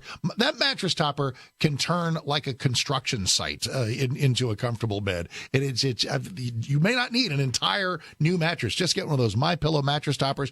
Ooh, it's so great. And of course, MyPillow towel sets. Phone number to order if you want to: 1-800-761-6302. 1-800-761-6302. Promo code Prager, or MyPillow.com. Promo code Prager. My Slippers from Mike Lindell at MyPillow. Alrighty, 1-8-Prager-776, and we are in Princeton, New Jersey. Doug, Mark Davison for Dennis. How you doing? Hey, good. How are you? Hey, they had a commentary, Doug Sittel, Sittel on Google, and the YouTube uploads. You scroll to the last 20. Yeah, okay, we're not plugging stuff. We are in Los Angeles. Gregory, Mark Davis, hi, how are you? Good Lord, people. Hi, good, Mark. Thanks for taking my call, the audience. Two things coming to my mind. First of all, there's more than just one officer involved in this tragedy, and that's also the party that was killed. And, what did he or she participate in bringing this to their way? That has to be reminded. I'm a person of color, so whenever things like this happen, I'm always asking myself, what did the parties involved do to bring all this to a apex? Gregory, stop. I have a question for you. I have a very, very, so pardon me, maybe the host is slow. What? Just run that by me once again slowly. Okay. The officer, she was in the force for 26 years. Right. Okay, with that said, how much liberty did she have in terms of how she arranged the equipment on her utility belt? I've noticed some officers over time, sometimes they put things in different places than they normally would by protocol. What did she do differently this time? The police chief said that their general practice is to have the service weapon on your dominant side. If you're right-handed, there's your gun, and have the taser on your non-dominant side. He said that was the way it was done. Okay. Okay. And the question is, why did she instinctively reach for the service revolver? That's all going to have to come through in terms of the inquisition, the inquest. Right. All right. Thank you, Mark. Thank you. Yeah, her assertion is massive. And listen, as a lay person, and let's all stipulate, those of us who have not been cops, let's say that to ourselves 500 times. But I'll be honest with you, there are many, many times where in the midst of a conversation about a police shooting, I'll be the guy telling you, you're not a cop, I'm not a cop, we need to walk in their shoes. And usually it's when someone says, why did the officer fire on a suspect who had, reached into the band of his sweatpants or, reached under the seat of a car? Why didn't you just wait around a little longer and see what the guy pulls out? And what? And be dead? No, thank you. These things happen in a split second of timing. Now, you don't hear me saying that about Officer Potter, because this was a split-second decision, too. This was a fast-breaking situation, too. But this is a mistake she doesn't get to make. There was no basis for the killing of Daunte Wright. None. Now, I'll tell you what, do you ever get to kill somebody as they're running away? Yep. If it's some, crazed escaped murderer or some imminent danger to someone, you can kill somebody as they run away. That was not the case, or drive away. That was not the case here. So that's why her story is tragic, horrible mistake. I'm willing to accept that because I have no way to presume otherwise. Was she lying? I don't know. And nobody ever will know. So we have to punish what she has done.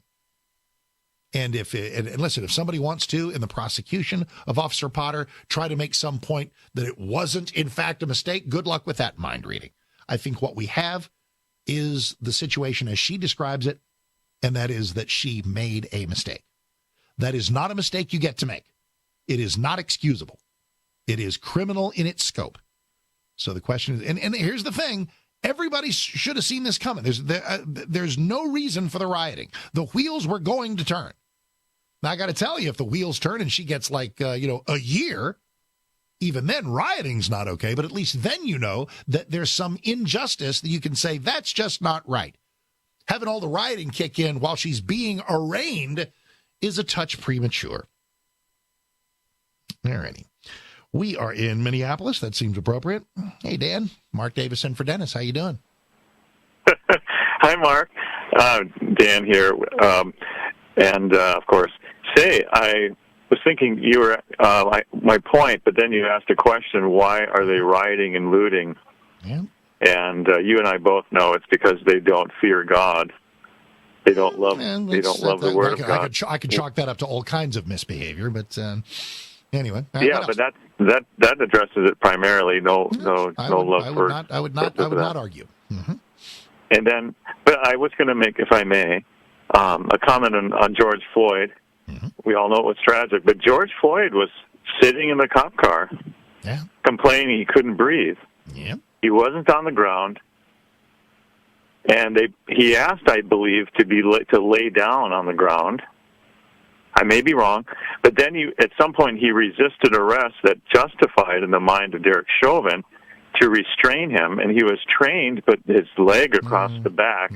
Yeah. But you know what I'm saying? It wasn't across his back; it was on his head. George Floyd was totally resisting arrest. He was totally resisting arrest. You're completely right. He was not cooperative. If he'd cooperated, he's walking around alive today. Might be in jail, but he'd be alive today. The question is, as it was with Daunte Wright, if somebody's uncooperative, if somebody's trying, what do you get to do? What do you get to do? Here's, I don't try to make stuff up. Here's where it does kick in that I'm not a cop. One of the most storied veteran cops on the Minneapolis force said that Chauvin's use of force there was beyond what was necessary to keep him down. So I'm going to go with that. All righty, Mark Davis in for Dennis. More of you next. And Apollo 13 lunar module pilot Fred Hayes in the next hour.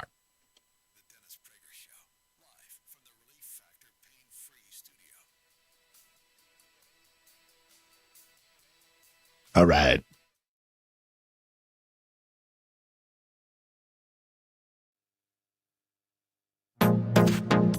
Trending now on the Hugh Hewitt Show. You know that we have Byron York of the Washington Examiner and Fox News join us most Tuesdays. He is with us this morning. He's just back from the border, and his Washington Examiner story is headlined, "The Border is Even Worse Than You Think." Hello, Byron. How are you?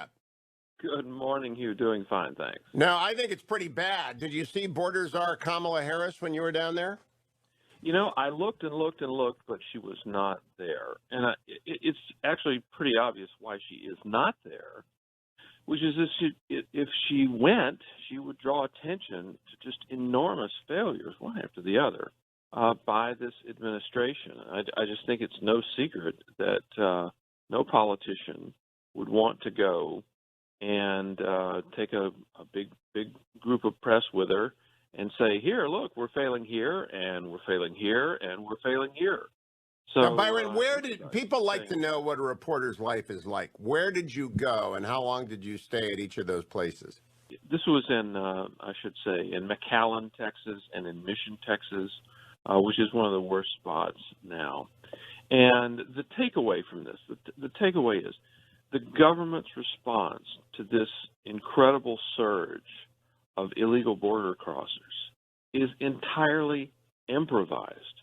I mean, it is totally jury-rigged. They are scrambling to deal with this. And the reason they're scrambling to deal with this is that President Biden, in his first days in office, just threw out the foundation of the way the government deals with migrants with nothing ready to replace it.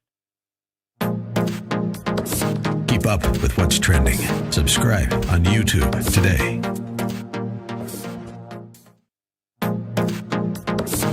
Trending now on The Larry Elder Show. Al is in Richmond, California. Al, you're on The Larry Elder Show. Thank you so much for calling. I appreciate it. My theory is that my thought pattern is don't let an officer be the arresting officer, the judge, the jury, and the executioner. It's unfortunate. You know, I've had these talks with young men before, and don't let that happen to you. And in reality, you don't have to follow a directive from a cop if you don't feel safe. Oh, yes, you do. Give me an example. Give me an example of when you don't feel safe and you can refuse an order, a lawful order from an officer. Okay. First of all, they don't order. They give you a directive. And if I'm sitting in my car and I haven't done anything, semantics, Al. Semantics. No, it's not semantics. If I feel safe in my car, if the cop is rude, I don't want to confront this guy. Give me a supervisor. If a cop has a justifiable reason to stop you and probable cause to ask you certain questions, you do not have a right to refuse. Well, how do you know it's a lawful order? You see, Al, your attitude is exactly.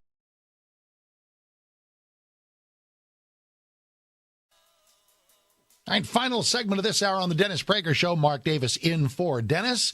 Coming up beginning of next hour, we're going to go back in time 51 years. America and the world waited with bated breath to see if the Apollo 13 astronauts would get home alive after blowing up after their spacecraft exploded on the way to the moon. Lunar module pilot Fred Hayes is 87 and living in Mississippi. And I had a great conversation with him, and you'll hear it as we begin the next hour. And then room for any leftover thoughts you may have on anything going on in the news. Plenty of that going on so far. So we are in Columbus, Ohio. Mary, hey, Mark Davis in for Dennis. Welcome. Yes, hello, Mark. I just want to say I'm very distressed because you keep talking about the sentence for this woman who killed the man accidentally. Yes. But you're not giving her any due process. She hasn't been declared guilty. No, and I think the whole thing is going you're distressing me, sir, because you're calling her guilty. We have video. Due process is what the system must require, and that's totally true. You and I as human beings can talk about it to whatever degree we wish. Do you see in the video anything that suggests that no crime was committed? I'm not going to decide. I'm just saying I don't like the discussion assuming she's guilty because he was reaching in his car. We don't know what he was reaching in the car for. I believe it was an accident. That's why I've asked. And honestly, we should always remain very open to such things. If I saw him reaching for something suspiciously, I'd be the one sitting here talking about it. As it is, we're kind of making stuff up here. We saw what we saw. If there's something in her defense that says, if she comes out in court and says, you know what, well, first of all, she says taser, taser, taser, and then shoots him with a gun. So, we kind of know what we know, Mary. We kind of know what we know. We know it was an accident, right? We absolutely do. I believe that. So, is that an accident the cops get to make with impunity? No, it's not. No, it's not. No, but I still say let us give her due process because no, Mary, this is very important. Due process is what the courts must do. Due process has nothing to do with you and me talking about it. We can sit here and sling hot opinions all day long. Reasonable, unreasonable, that's free speech. But now I will tell you, I am absolutely always vigilant for people who seem to be presumptuous about something. If they're drawing a conclusion without evidence or making stuff up or something like that, oh, absolutely, you bet. But God bless body cams, because you see what you see. Now, do you see everything in a body cam? No, you don't. Is there something maybe we hadn't seen? I don't know, maybe. And if that arises, well, I'll certainly revise my view at that point, as we all should. All righty. I was 12 years old in April of 1970.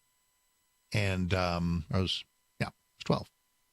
And I was so deeply into the moon landings. This was the third. This would have been the third, but an explosion almost killed Jim Lovell, Fred Hayes, and Jack Swigert. Captain Hayes will be with us next on the Dennis Prager Show. Can't wait. Stick around.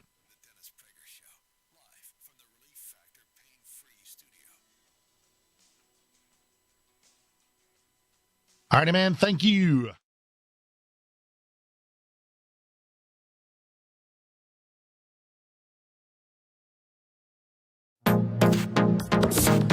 Trending now on America First with Sebastian Gorka. And how hard was it for 3 vaccines to be created in less than a calendar year? Could you give us some of the inside story? How hard was it to get the U.S. government with the corporations to create that historic success? Well, it was very hard. We had an FDA that takes a long time to approve things, as you know. You had Fauci saying it's going to take 3 years, maybe much longer. Most people thought you couldn't do it in 5 years. Most people thought you'd never even get a vaccine. I felt confident. And we did something else. We spent billions of dollars on manufacturing the vaccine before we even knew if it was going to work. It was a calculated risk.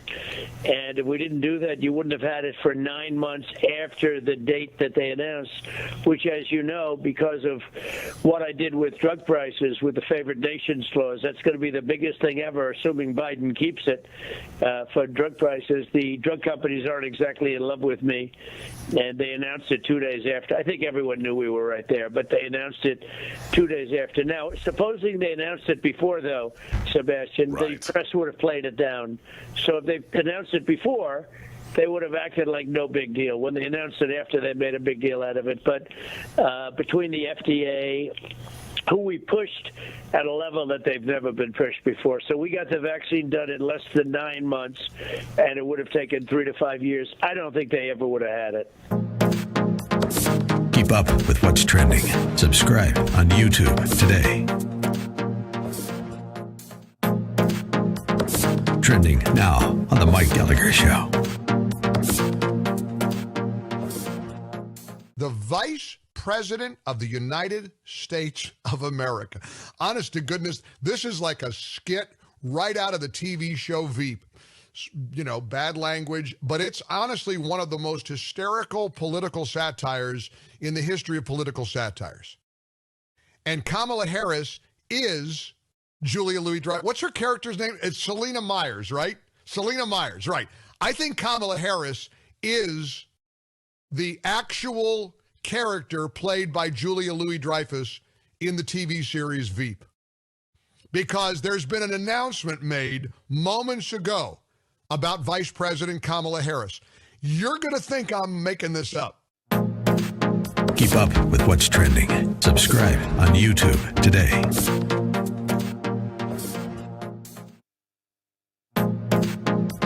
Trending now on The Hugh Hewitt Show.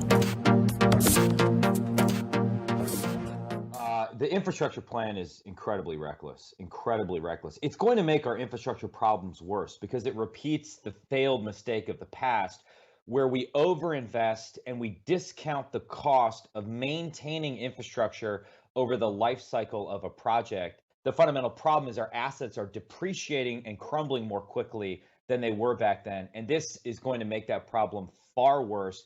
There is so many ridiculous proposals in this bill. And now they're coming to us saying when they have $2 trillion for every grab bag progressive initiative under the sun, that we can't afford to grow the defense budget by 3 to 5% every year. It makes absolutely no sense.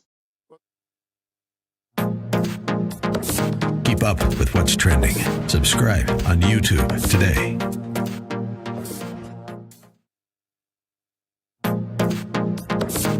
Trending now on The Larry Elder Show. Jared is in Brooklyn Park, Minnesota. Jared, you're on the Larry Elder Show. Thank you so much for calling. I appreciate it. Mr. Elder, sir, we have a country to save. Absolutely. And do we have our work cut out for us or what? Tell me about it. I just wanted to call and say thank you for sending the message of comply and don't die. I don't know anybody who is not for making sure our police officers are doing an appropriate job without any sort of, hostility towards anybody of any sort of demographic. But the idea that the media and BLM promote that the police are inherently bad isn't good for anybody. And I don't know of any case where people, resisting arrest has worked out for anybody's benefit. Well, Jared, thank you so much for calling. I appreciate it. Shannon, Brooklyn Center, Minnesota. Shannon, you're on the Larry Elder Show. I live about a mile from where all this happened last night, and the mother of Dante Wright showed up, and she said her piece. She asked for peace. She asked for no destruction, and for a while it was peaceful. But then cars started flooding into our city from all directions. Agitators showed up, getting everybody riled up. And the worst part about all of this is the places that were looted last night were all the same places that were looted after George Floyd, including down in South Minneapolis and in St. Paul. Wow. A lot of these businesses were minority owned, and they're just devastated. Keep up with what's trending. Subscribe on YouTube today. This is Carol Platt-Liebau for townhall.com. Calling new Biden legislation an infrastructure plan is like calling a shark a dolphin. They both may have dorsal fins, but you mistake one for the other at your peril. Don't be fooled. Only 5% of the bill's spending would actually go for roads and bridges, what normal people think of as infrastructure. Add in items like Amtrak and broadband, and you're still only at 30% of the eye-popping total of $2.3 trillion. And you're supposed to pay for all of this with the biggest tax increase since 1968. Here's what's worse. The bill is actually about leftist social engineering. It would end right to work, something the left hates because it guarantees no one can be forced to join a union or pay union dues in order to hold a job. Ending it offers a rich new source of campaign contributions for Democrats. Calling a shark a dolphin doesn't make it one. I'm Carol Platt-Liebau. Trending now on The Hugh Hewitt Show. President announced yesterday we're skedaddling from Afghanistan. That was not the Trump plan. The Trump plan was to leave troops at Bagram, as far as I understand it. Now we're not going to do that. What's going to happen to Bagram? It's going to be like Taliban Central. Well, Bagram, I think there's a missed opportunity there to talk about the enduring relevance of Bagram, particularly in light of great power competition, right? In other words, if we go to war with China, bombers coming out of Bagram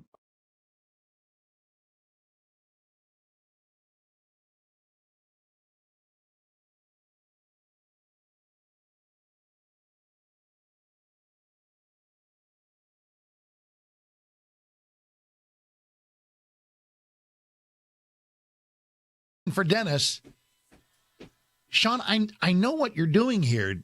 Are you aware of the significance of Norman Greenbaum's Spirit in the Sky? To what I'm about to do? He's no fool. This is great. This was a big record, 69-70 in the era of Apollo 13, and I believe in the movie, and I believe that's true to form, they had like an operating soundtrack of stuff on cassette that they were playing around with, just please, Lord, to get everybody excited again about a trip to the moon. And Norman Greenbaum's Spirit in the Sky was on that Apollo 13 soundtrack. Well, on that mission were Jim Lovell, an amazing space veteran who was on the crew of Apollo 8, with Frank Borman and Bill Anders, who really were the first people to go to the moon. The first people to land, of course, that's Neil Armstrong, Buzz Aldrin, etc. But in Christmas time, 1968, you remember when they read from the book of Genesis, From Lunar Orbit? Oh, be still my heart. Be still my pre-adolescent heart for that wonderful, wonderful Christmas when I had just turned 11. Anyway, Jim Lovell was chosen to be the commander of Apollo 13 to land on the moon and walk on the moon with his lunar module pilot, Fred Hayes.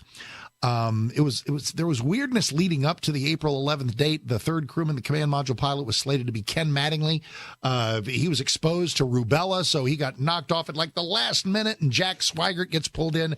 So it's Lovell, Hayes, and Swigert ready to go to the moon to what are called the Fra Mauro Highlands of the moon for our third moon landing. The first one we all know about. The second one, maybe not. That's Pete Conrad and Alan Bean in November of 1969. I was still paying attention. And then by the third mission, America had grown quite nonchalant. So it was right after a TV broadcast from the spacecraft on the 13th of April on Apollo 13. You can see this one coming, you triskaidekaphobiacs.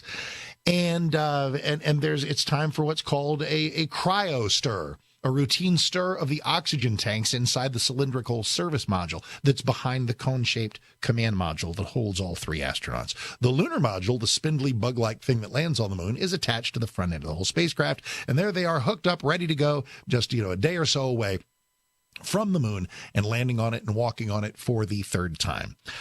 An explosion gives us the famous quote, "Houston, we have a problem." And instantly, power is being lost, oxygen is being lost, all hope is being lost. The chance to walk on the moon is totally gone. But it becomes pretty clear that what might also be lost are the lives of three astronauts. I had the incredible pleasure this week listen, a few years ago, I was on a stage here in DFW at the Frontiers of Flight Museum with Jim Lovell and Fred Hayes talking about this amazing week in history. And I had the incomparable opportunity just a couple of days ago here and during this week of the Apollo 13 anniversary to talk to Fred Hayes about what happened, what it was like, and what his thoughts have been in the 51 years since. And we began by talking about what happened when he felt that big bump that indicated something was very seriously wrong. Well, at the exact time of the explosion, I was still in the landing craft. In the lunar module, Jim Lovell and I had just finished staging a TV show that had been planned, and we had pulled out equipment to talk about, more like show and tell, and I was busy putting stuff back in storage. And there was this, obviously the large bang reverberated through the metal hulls. The vehicles we flew were both made of metal. And there was some vehicle motion, not large, like kind of was shown in the movie Apollo 13, but jets, the small attitude control jets, 100-pound thrusters were firing, trying to maintain the attitude because there had been a torque applied when the one quarter of the service module had blown off. Now, we were not aware of that at the time. That was little pictures taken much later in the flight. So, frankly, knew something was wrong, not normal, but not exactly what it was. But when I drifted back up floated through the tunnel to get in my right couch position, I noted that we had lost power, and quickly scanning the panels, noted that oxygen tank 2 showed 0 in the readings in 2 of the meters on the panel, which clearly there were different sources for those readings that we had lost that tank. My feeling right then was just a sick feeling in my stomach, because I knew we had an abort with loss of one of two tanks. We only had two, and that we would not even likely go in the lunar orbit, much less land. So all that training, and I trained for 2 previous missions. I trained as Bill Anders back up on Apollo 8 and Buzz Aldrin's back up on Apollo 11. So all that training now had gone aside, and we had lost our chance, Jim Lovell and I, to land on the moon. And that's disappointment enough. All that prep, all that training, no explosion in space is good. But it became pretty clear that not only was this going to deny you a chance to land on the moon and walk on the moon as 2 previous missions had, it might also deny you the opportunity to get home alive. How long did it take to make clear to you guys just how dire the circumstances were? Well, from that point, initially, we went into troubleshooting for over the next hour because it looked right at first that tank 1, the second oxygen tank, was intact, and that really wasn't life-threatening. We'd just keep everything powered up and come home at next convenient point. But it developed had developed a slow leak that the people on the ground, mission control, detected quicker than we did. But they led us through troubleshooting, changing switches and valves and things to try to isolate that leak, as I said, over the next almost an hour, before it became apparent that was they'd run out of ideas and that we were not going to solve the problem. And that's when Jim Lovell and I were dispatched to go power up the lunar module, LEM-7 Aquarius, and get it powered up to be our home, as it turned out, for most of the next 4 days, and provide us power and electric power and oxygen and communications to keep us going, which was called, I guess in the media, our lifeboat. To survive till as things slowly were figured out, sort of step by step to overcome things that came up that had to be overcome to get us back home. And for those who don't recall the graphics of the time, imagine the command module, cone-shaped, big enough to hold 3 people, and the spindly, spider-like lunar module, which holds 2, and that would have been the 2 that go to the moon. And the necessity here was 3 of you crammed into this thing, and there's only so much heat, and there's only so much oxygen, and it got pretty intense and pretty desperate pretty fast, because you guys inhale oxygen, exhale carbon dioxide. Your exhaling you were going to poison yourselves unless you could rig some kind of filter. How'd that work out? Well, the commodities that were shortage, at least I perceived at the time, was electric power, because the LEM only had batteries. Had 4 of them in the descent stage, 2 of them in the ascent stage, whereas the command module had been powered by fuel cells. And so we were, and those batteries were meant to last 2 days on a normal mission, and here we're going to have to make 4. Water was also a concern, not for drinking, but more the cooling of the electronics was critical for that. Oxygen was not a problem. We had lots of oxygen in the LEM to make it, as well as we had 2 full backpacks, the things we were going to wear had we landed on the moon, that had full oxygen supplies. So oxygen was not a critical consumable. The one that was really the tightest, that I had not even thought of at the time, was the lithium cartridges. That you mentioned was to cleanse the air of carbon dioxide. We did not have enough of those in the lunar module. And that is where, from the movie, if you recall the movie, where it's like they're taking out like stuff from the Lost in Space props closet. Hoses, vacuum hoses, just incredible. So let's get to our pause. Mark Davison for Dennis, just another segment with Apollo 13 lunar module pilot Fred Hayes. They made it back, of course, but when they had come back and were in Earth orbit, it's not like they were home free and home safe yet. And we'll tell you that story next. And then more of your calls on various issues in the news. 1-8-Prager-776. Plenty of time left to go. Mark Davis, glad to be in for Dennis Prager today.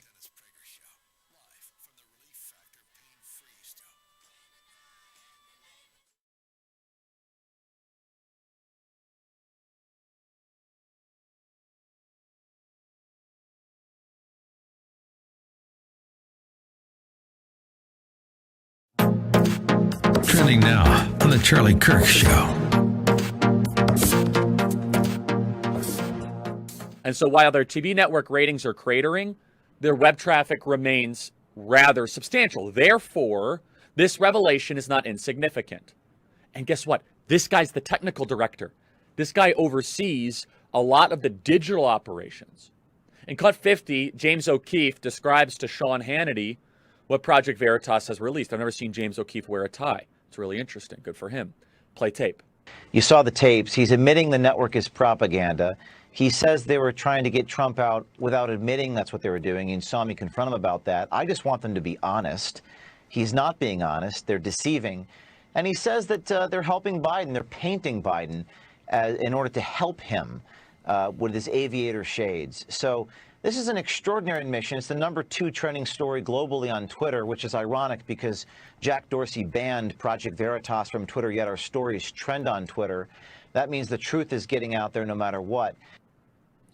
And so CNN is the 85th most trafficked, it is Alexa, I was right, website in global internet engagement, most trafficked site, and our 240, and Alexa, I'm sorry, Fox, I'm getting so much information here. Fox is 246. Is that right? Am I reading that right, Connor? So CNN is a top 100 website. So don't underestimate the value of CNN. The cable network is a waste of time. No one watches that. It's a very unserious network. Their digital dominance is a very real thing. It is. Therefore, what James O'Keefe is revealing needs to be taken seriously. So my point is look at CNN more holistically outside of just Jake Tapper and Wolf Blitzer and Fredo. That's not the entirety of their influence. Keep up with what's trending. Subscribe on YouTube today.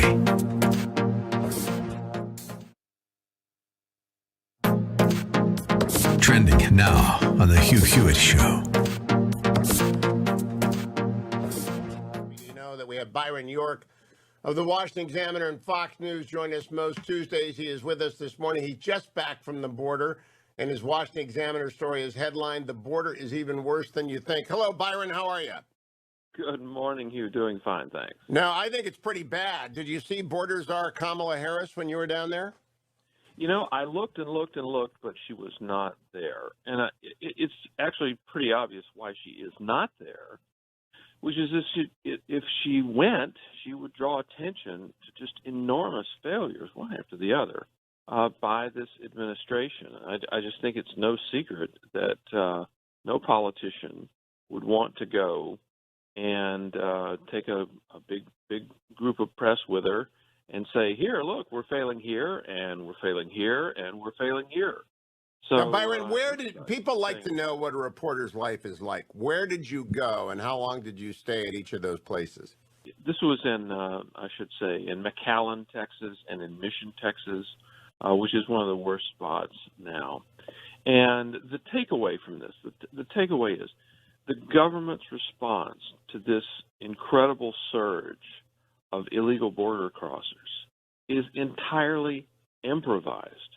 I mean, it is totally jury-rigged. They are scrambling to deal with this. And the reason they're scrambling to deal with this is that President Biden, in his first days in office, just threw out the foundation of the way the government deals with migrants with nothing ready to replace it.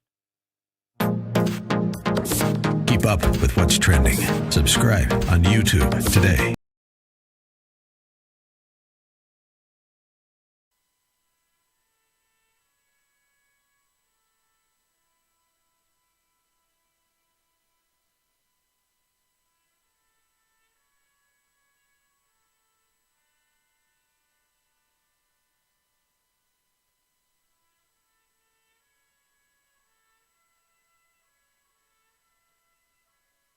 A wonderful soundtrack to a wonderful film.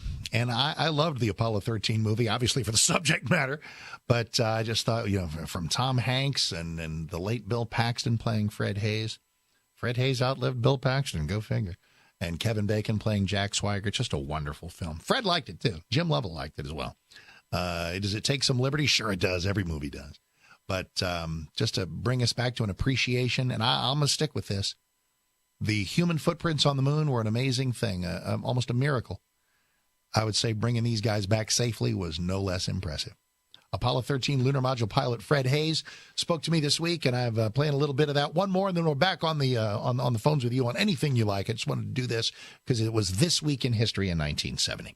So they make it back from the moon, crippling home, and then having blown up in space and sustained a certain amount of damage. The fear was that it had damaged part of the heat shield that they need to not burn up and re-entering the atmosphere. And there's a usual loss of signal, loss of communication. And then you come out of that, you can see the parachutes, talk to the astronauts. It took forever. And tensions were obviously running high. And I asked Fred, why did it take so long? I've never really, for sure, nobody's ever given the data to say scientifically tell exactly what happened. The thought was we ended up shallow. That was reflected somewhat in that we had the lowest G level during entry, which would mean we were shallower. We didn't quite hit 6 Gs on entry. But even that, I don't think exactly accounted for the total time of that delay before we came out of blackout.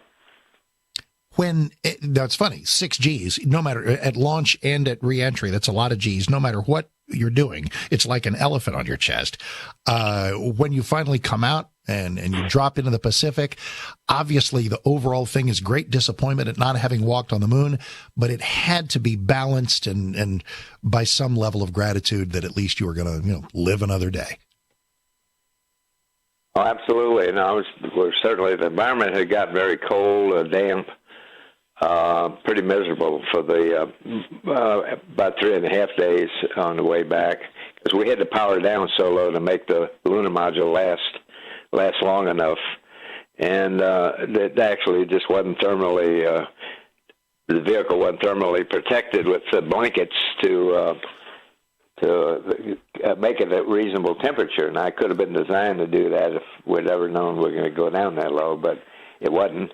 And so I was obviously happy. Interesting, after entry, as you say, the very heat and hot of the blazing back in on entry.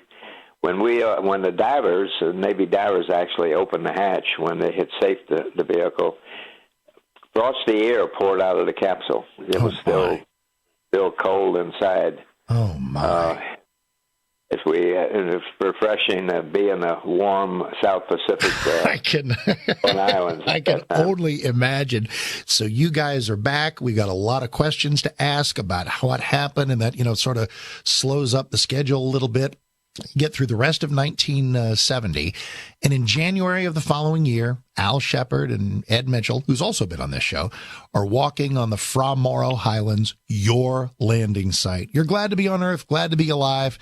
But as as Al's hitting golf balls on the moon, God bless him, that's great.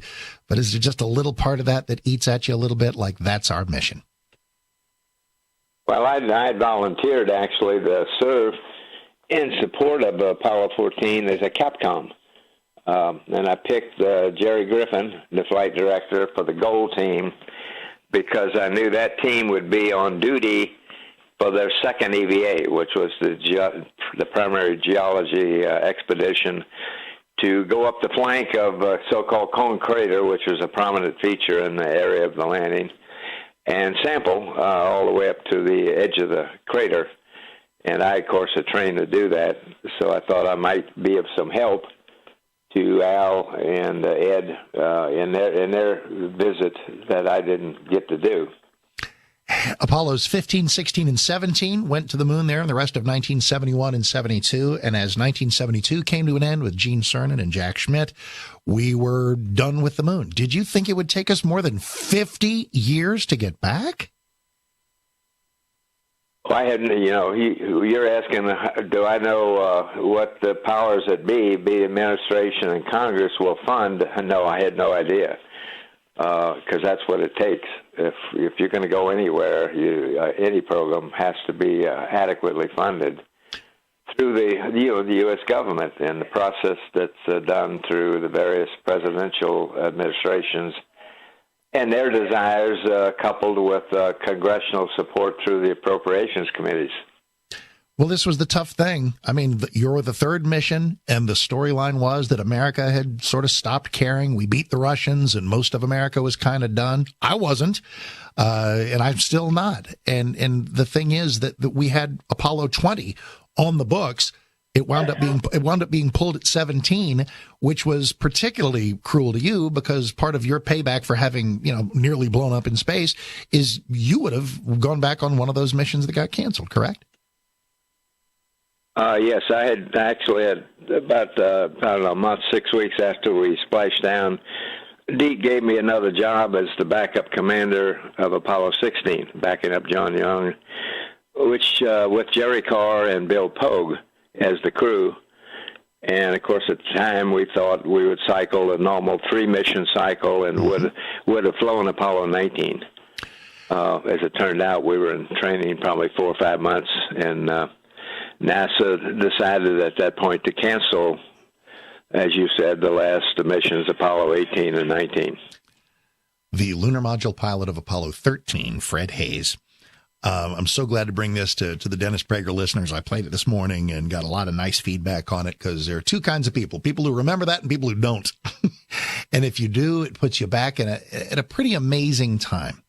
The moon landing, I mean, Columbus finding the new world, or, I don't know, we can have an interesting parlor game on what is just the most amazing thing humanity has ever done.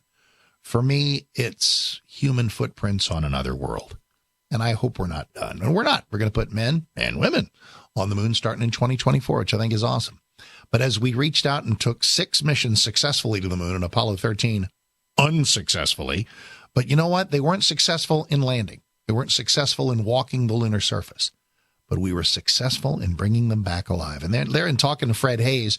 He does blow up in space and nearly dies. Then it's like, well, Fred, got good news. You're going to be the commander of Apollo 19, which probably would have been toward the end of 1973. But then, the funding got pulled. You're not going back. It's like, dude, you know what? Is he the unluckiest guy, or is he the luckiest guy? Because you know what? He's alive. He's 87. And I just talked to him this week. What an honor it was. What a distinct honor it is to be in the company of these amazing heroes and take us back to a time of the can-do spirit of an America that I hope we can re-achieve. All right, let's re-achieve some topicality back on the phones with you on things you want to talk about in the news. Let's go. Mark Davis in for Dennis Prager. Happy Thursday.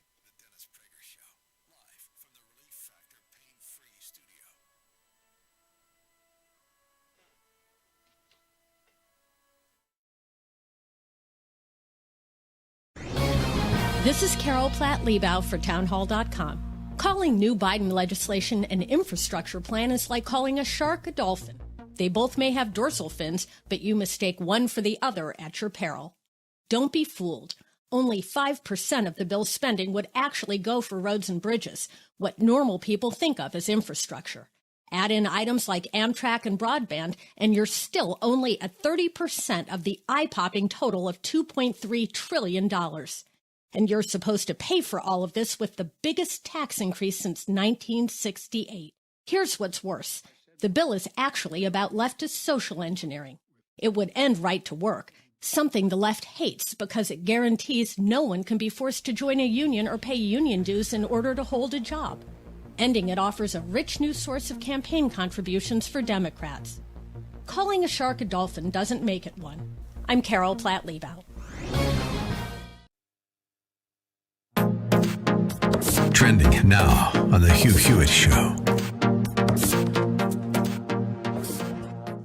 President announced yesterday we're skedaddling from Afghanistan. That was not the Trump plan. The Trump plan was to leave troops at Bagram, as far as I understand it. Now we're not going to do that. What's going to happen to Bagram? It's going to be like Taliban Central.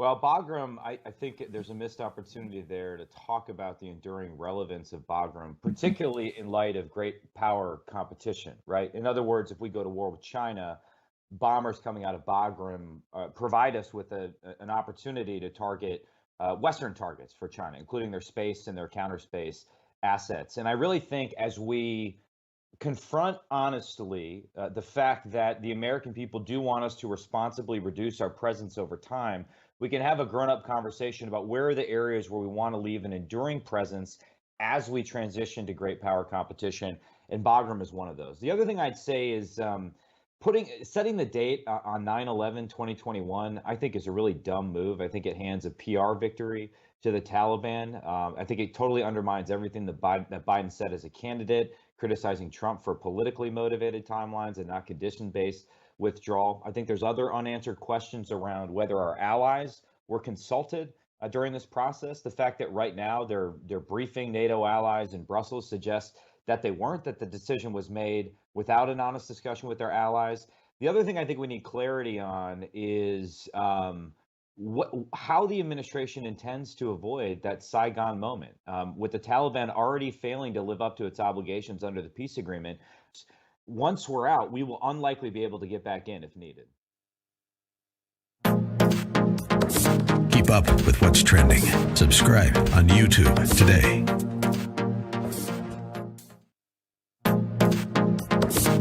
Trending now on The Larry Elder Show. The governor of Minnesota is named Tim Walz, and he tweeted late last night, quote, "Gwen and I are praying for Dante Wright's family as our state mourns another life of a black man taken by law enforcement," end of quote. Why did the governor feel a need to refer to this man's race as black?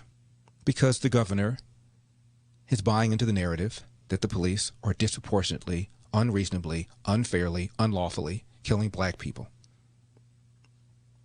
Is there any evidence that what happened, however tragic, would have been different had this person been white? Keep up with what's trending. Subscribe on YouTube today.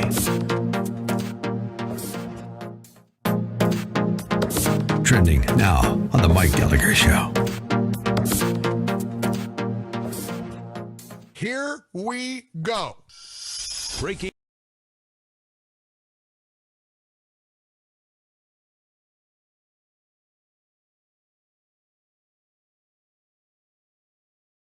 Tomorrow, Mark Davis with you from DFW here at 6:60 a.m. The Answer.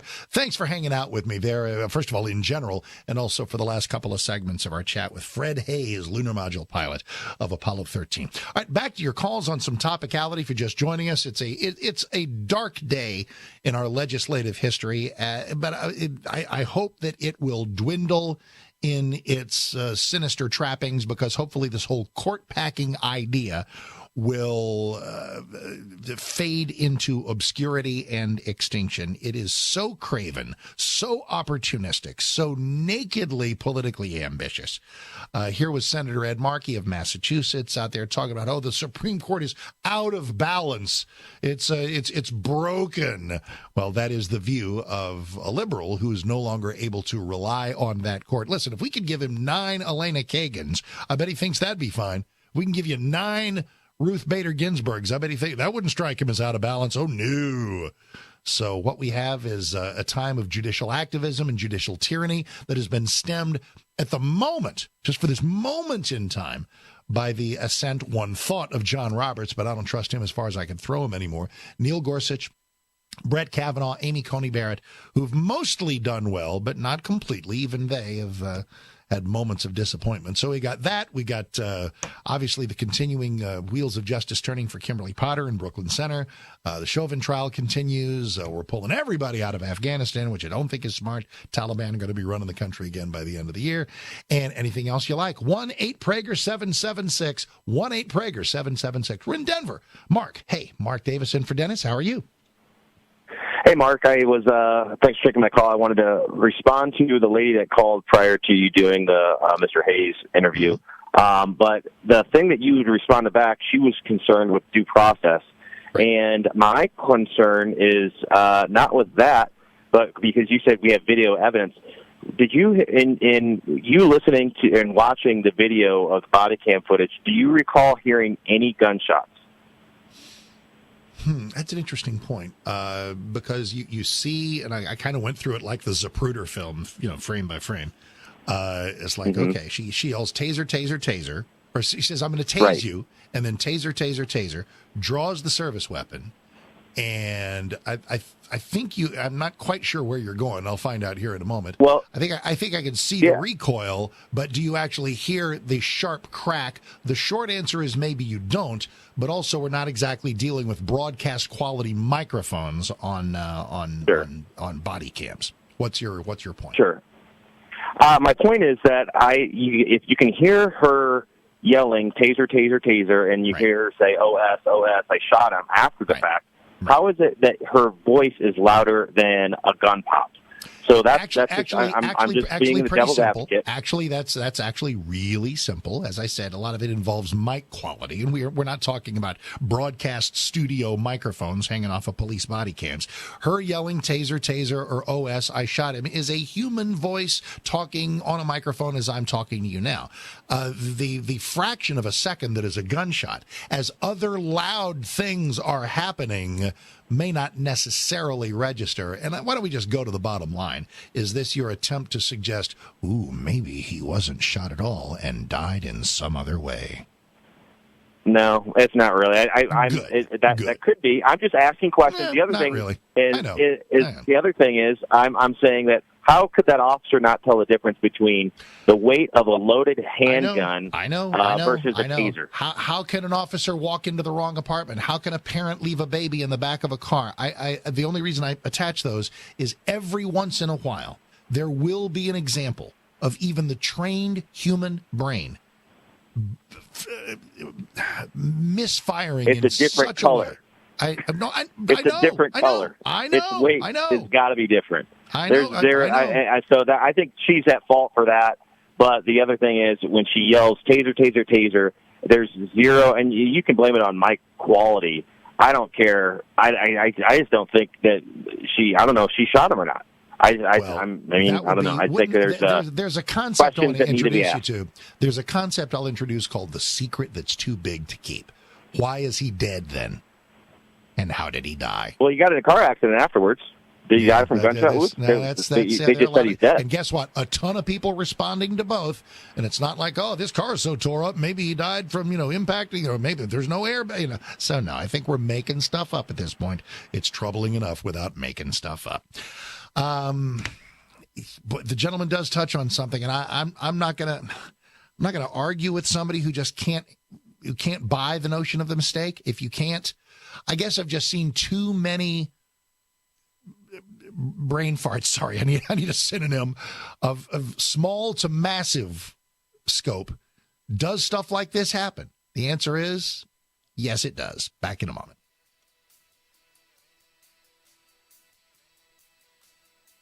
All right.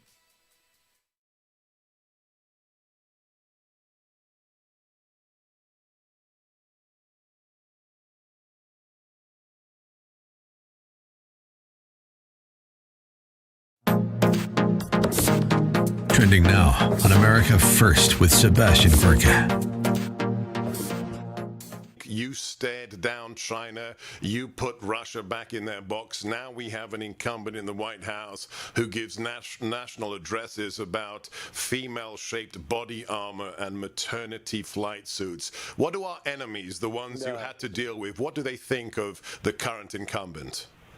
I think they're laughing at us like they've never laughed before. Our political, and you could say this, politically correct armed forces, where they're sending out documents talking about all sorts of things that shouldn't be discussed, that shouldn't even be thought about. You look at what's going on illegally within the Army. I mean, I asked somebody the other day, so if a general tells a private what to do, and if the general's slightly harsh, is that acceptable? And they weren't sure how to answer the question. Do you understand? This is just crazy what's going on. I think the world is laughing at us.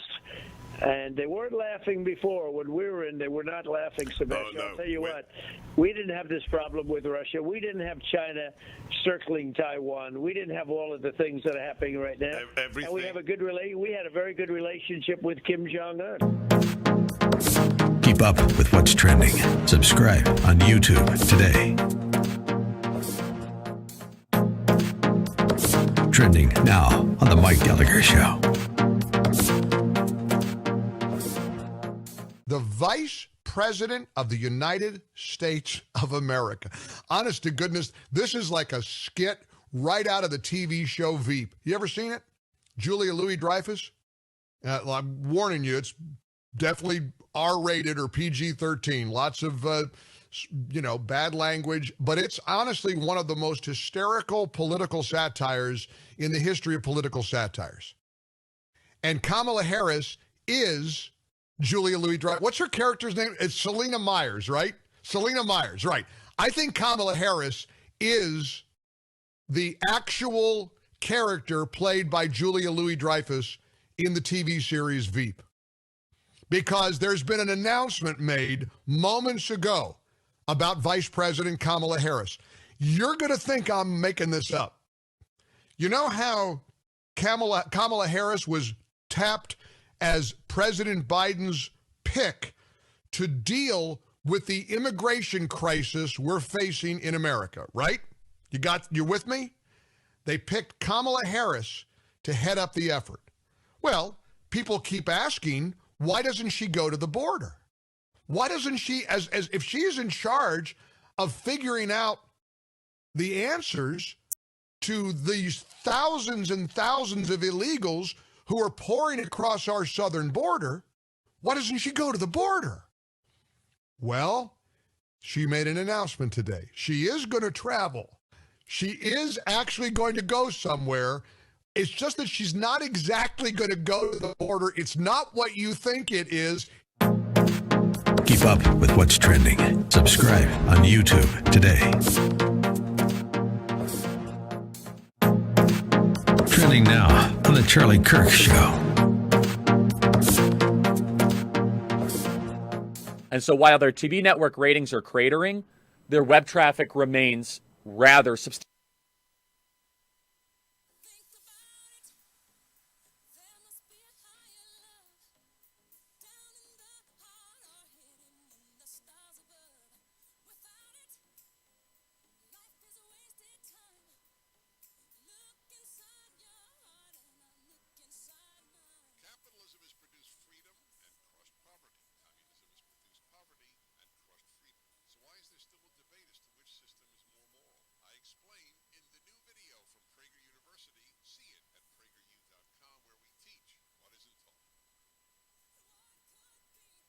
It's the Dennis Prager Show. Mark Davis filling in for today. It's been great being with you. Let's see what kind of magic we can weave in this final quarter hour here at 1-8-Prager-776. We are in St. Paul. Darren, hey, Mark Davis, welcome. How are you? Hello, Mark. Hey. Love the show. I love Dennis Prager. And I just want to say, if we're placing blame on anybody for these shootings by the police officers, it should be the media and the left. If we would just teach everybody, whatever age, if a police officer asks you for something, comply. Right. If they ask you to stop, you stop. The time to argue is in a court of law, not when a police officer is high-stress situation. You fight with a police officer, you run away, or you try to grab for their gun. What the heck do you think is going to happen? That is the problem in our society. Only bad things lie ahead. Now, and it's funny, so when I join you in saying, and all tons of parents sitting there saying, well, we need to have the talk. We need to have the talk with our kids. Well, do not sit your kids down and say that evil racist cops have a target on your back, because that's a lie. Sit your kids down and say, don't run from the police. Sit your kids down and say, don't mouth off. Sit your kids down and say, obey lawful orders. And if you disagree with him, or it seems weird, or he's copping an attitude, complain about it later. Live to complain about it later. That's the talk you ought to have. And by the way, that's black parents to their kids, white parents to their kids, Asian parents to their kids, Hispanic parents to their kids, Eskimo parents to their kids, because that's just basic wisdom. All righty, we are in Chicago. Sean, hey, Mark Davis, and for Dennis, how you doing? Hey, Mark, good afternoon. Yeah, I just wanted to say that some occupations have more detrimental effects on the populace as a whole than others when mistakes are made. And their mistakes are made in every single occupation. Now, let me give you something to chew on here. Doctors kill more people than police officers every year in this country.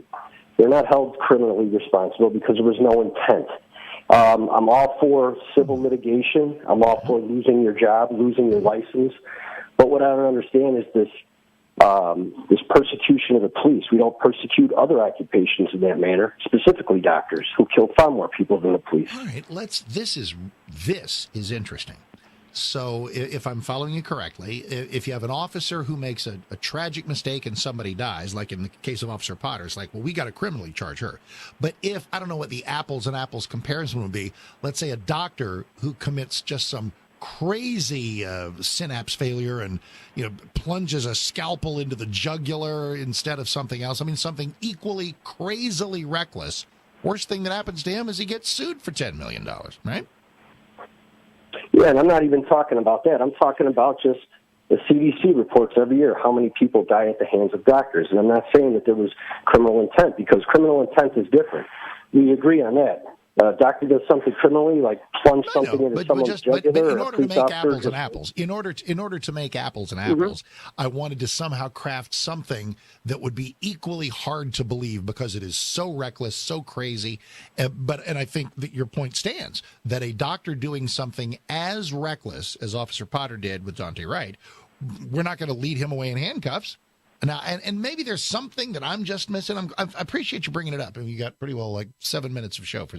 I mean, obviously, the nature of being a cop on the beat and being a surgeon at the operating table is inherently different. But this is, I don't know, this might be an interesting parlor conversation or a talk show conversation. Where were you an hour ago? That what is it where somebody can be really reckless in the dispatch of their job, and for one profession, it's an instant criminal charge. And for the other, it's almost certainly just some horribly damaging civil suit. And I know that police officers are involved in crime and punishment. Crime is their business. Fighting crime is their business. Is it just that it's so, their responsibility is so sacred? Well, a doctor's responsibility is pretty sacred. Oh, intriguing question. We are in Sarasota. Greg, hey, Mark Davis, welcome. In for Dennis Prager. How are you? I'm well. Can you hear me? I sure can. Okay.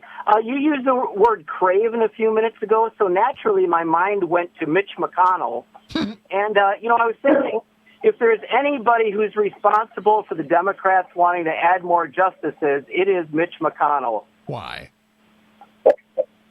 For not allowing Merrick Garland to be considered. You know the answer to that. Well, I do, and it's perfectly reasonable. And then my simple rule, let me see if it sounds reasonable to you, is if you have an election year and it's an outgoing president, so we know we're going to have a brand new president, you leave it to the people, you leave it to the election. I would agree with that, even if it were a Republican president, Democrat Senate leader refusing to bring a nominee, even though it's somebody that I wanted. If it's an election year and you know you're going to get a new president, leave it to the electorate. That sounds fair and decent to me. Does it to you? No, and it's never been a criteria we've used before. Why not? Why is that not a good idea? I don't mind if it's a precedent. Why is that not a good idea? First of all, it's never been something we've done before. Answer the question I'm asking you. Why is it not a good? It's an election year. Let it go. Listen, the only reason you're hot about this is you're a liberal and you wanted Merrick Garland. Admit it. No, I'm happy with them adding more Supreme Court justices. Well, of course you are. I'm happy about that. And it's your liberal, and it is your liberalism that makes you love that too. No, I'm looking for just intellectual honesty. Go ahead. I'm sorry. I like it because I think each justice has too much power the way it is. Diffusing some of that power amongst the justices and having more justices seems like a good idea to me. Doesn't that seem like a good idea to you? No, I think that's ridiculous. I think 9 works great. Why? Listen, so if you want diffuse power, because I think there's no evidence that it doesn't work. 9 is a perfectly good number that's worked for a century and a half. If we need them to be individually less powerful, where do we max out? 30? 50? I mean, what do you want? What difference would it make? And you're saying there's no precedent for it, and you just said you don't care about precedent. No, but here's you the just thing. said you don't care about precedent. Something is either a good idea or it's not. If something's either a good idea or it's not. And I think it's a good idea to leave it to the electorate if there's a vacancy in the election year where you know you're going to have a new president. Whether the incumbent is a Democrat or Republican, that's my consistency check. I'm fine with it if there's an election year, vacancy occurs, and you know you're going to get a new president. And the number of justices at 9, I think, works perfectly. I have no quarrel with the number of 9. There's no reason to expand it, unless that you just don't like the court as it is now. Back in a moment.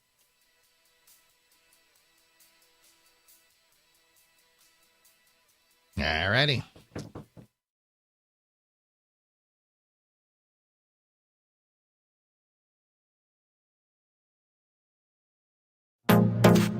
Trending now on the Charlie Kirk Show. What actually is election interference? Information is power, we are told. We know that to be true. When people consume information, they make choices. Information is easily spread and also easily spread incorrectly. We've been lectured by the left on misinformation and disinformation for years, from people that run message boards on websites I can't even find, and somehow they're a threat to our republic. What if I told you that a network that is mostly in airports, but also in 90 million homes, is actually a functioning Democrat super PAC? Keep up with what's trending. Subscribe on YouTube today.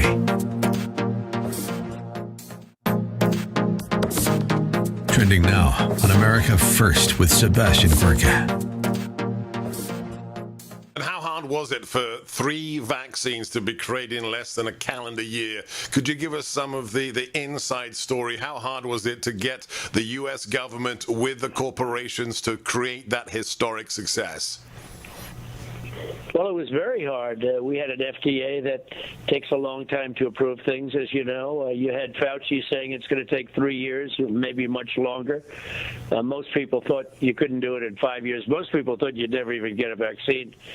I felt confident. And we did something else. We spent billions of dollars on manufacturing the vaccine before we even knew if it was going to work. It was a calculated risk. And if we didn't do that, you wouldn't have had it for 9 months after the date that they announced, which, as you know, because of what I did with drug prices, with the favored nations clause, that's going to be the biggest thing ever, assuming Biden keeps it, for drug prices. The drug companies aren't exactly in love with me, and they announced it 2 days after. I think everyone knew we were right there, but they announced it 2 days after. Now, supposing they announced it before, though, Sebastian, the press would have played it down. So if they announced it before, they would have acted like no big deal. When they announced it after, they made a big deal out of it. But between the FDA, who we pushed at a level that they've never been pushed before. So we got the vaccine done in less than 9 months, and it would have taken 3 to 5 years. I don't think they ever would have had it.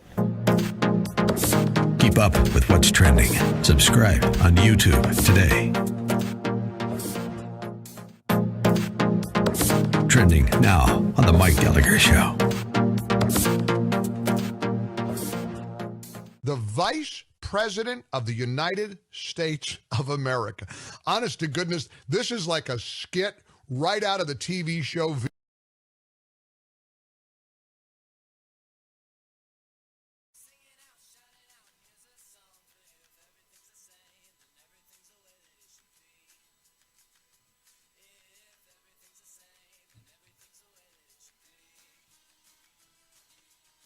Dennis Prager Show for Thursday, April 15th. Dennis is back tomorrow to wrap up the week. Mark Davis in from DFW on 660 AM. The Answer. Appreciate you being here. Wrap up with a call or two here next. You know, before we're done, though, this whole COVID thing has made financial markets unpredictable. Not a smooth ride for mortgage rates. Who's here to help? Andrew and Todd to help you manage market volatility, help you get into a better financial situation. A lot of banks and lenders are pushing back on loans, suspending refi applications. Not Andrew and Todd at Sierra Sierra Pacific Mortgage. They are clocked in, ready to roll, ready to help you. The decline in rates is fueling a refinancing boom. And if you're considering a refi, a new purchase, or anything, reverse mortgages, they know all about that. Don't wait on the sidelines. Go to Andrew and Todd, 2 Ds, andrewandtodd.com. Let them help you out or give them a call at 888-888-1172, 888-888-1172, or Andrew and Todd, 2 Ds, andrewandtodd.com. We're in Longview, Texas. Mark Davis in for Dennis. Welcome. How are you? I'm doing okay, Mark. Just wanted to point out that this episode really points out both a positive and negative about females in patrolling and in law enforcement. One, they're known statistically to be better negotiators, which is why they often get involved in altercation incidents. But two, when it goes bad, they're the first to pull a gun over other types of restraint when it becomes a confrontational situation. And I found it kind of ironic that it seems like this was both cases happening in the same instant. And I just thought you might want to think about the first, the notion that women are better at de-escalation. I think there's probably a strong foundation of that. The notion that the female cop is quicker to go to the gun. Why would that be? It is statistically known that they don't have the physical ability to deal with a confrontational situation, gotcha. So they're more there may be. Okay, gotcha. So there may be a situation where a big burly male officer might be able to get some control. Let's stipulate that all the women cops are in pretty darn good shape, but they're not men, and there might be a situation where they've got to go to the gun because they don't have a man's physical prowess. Have I got that right?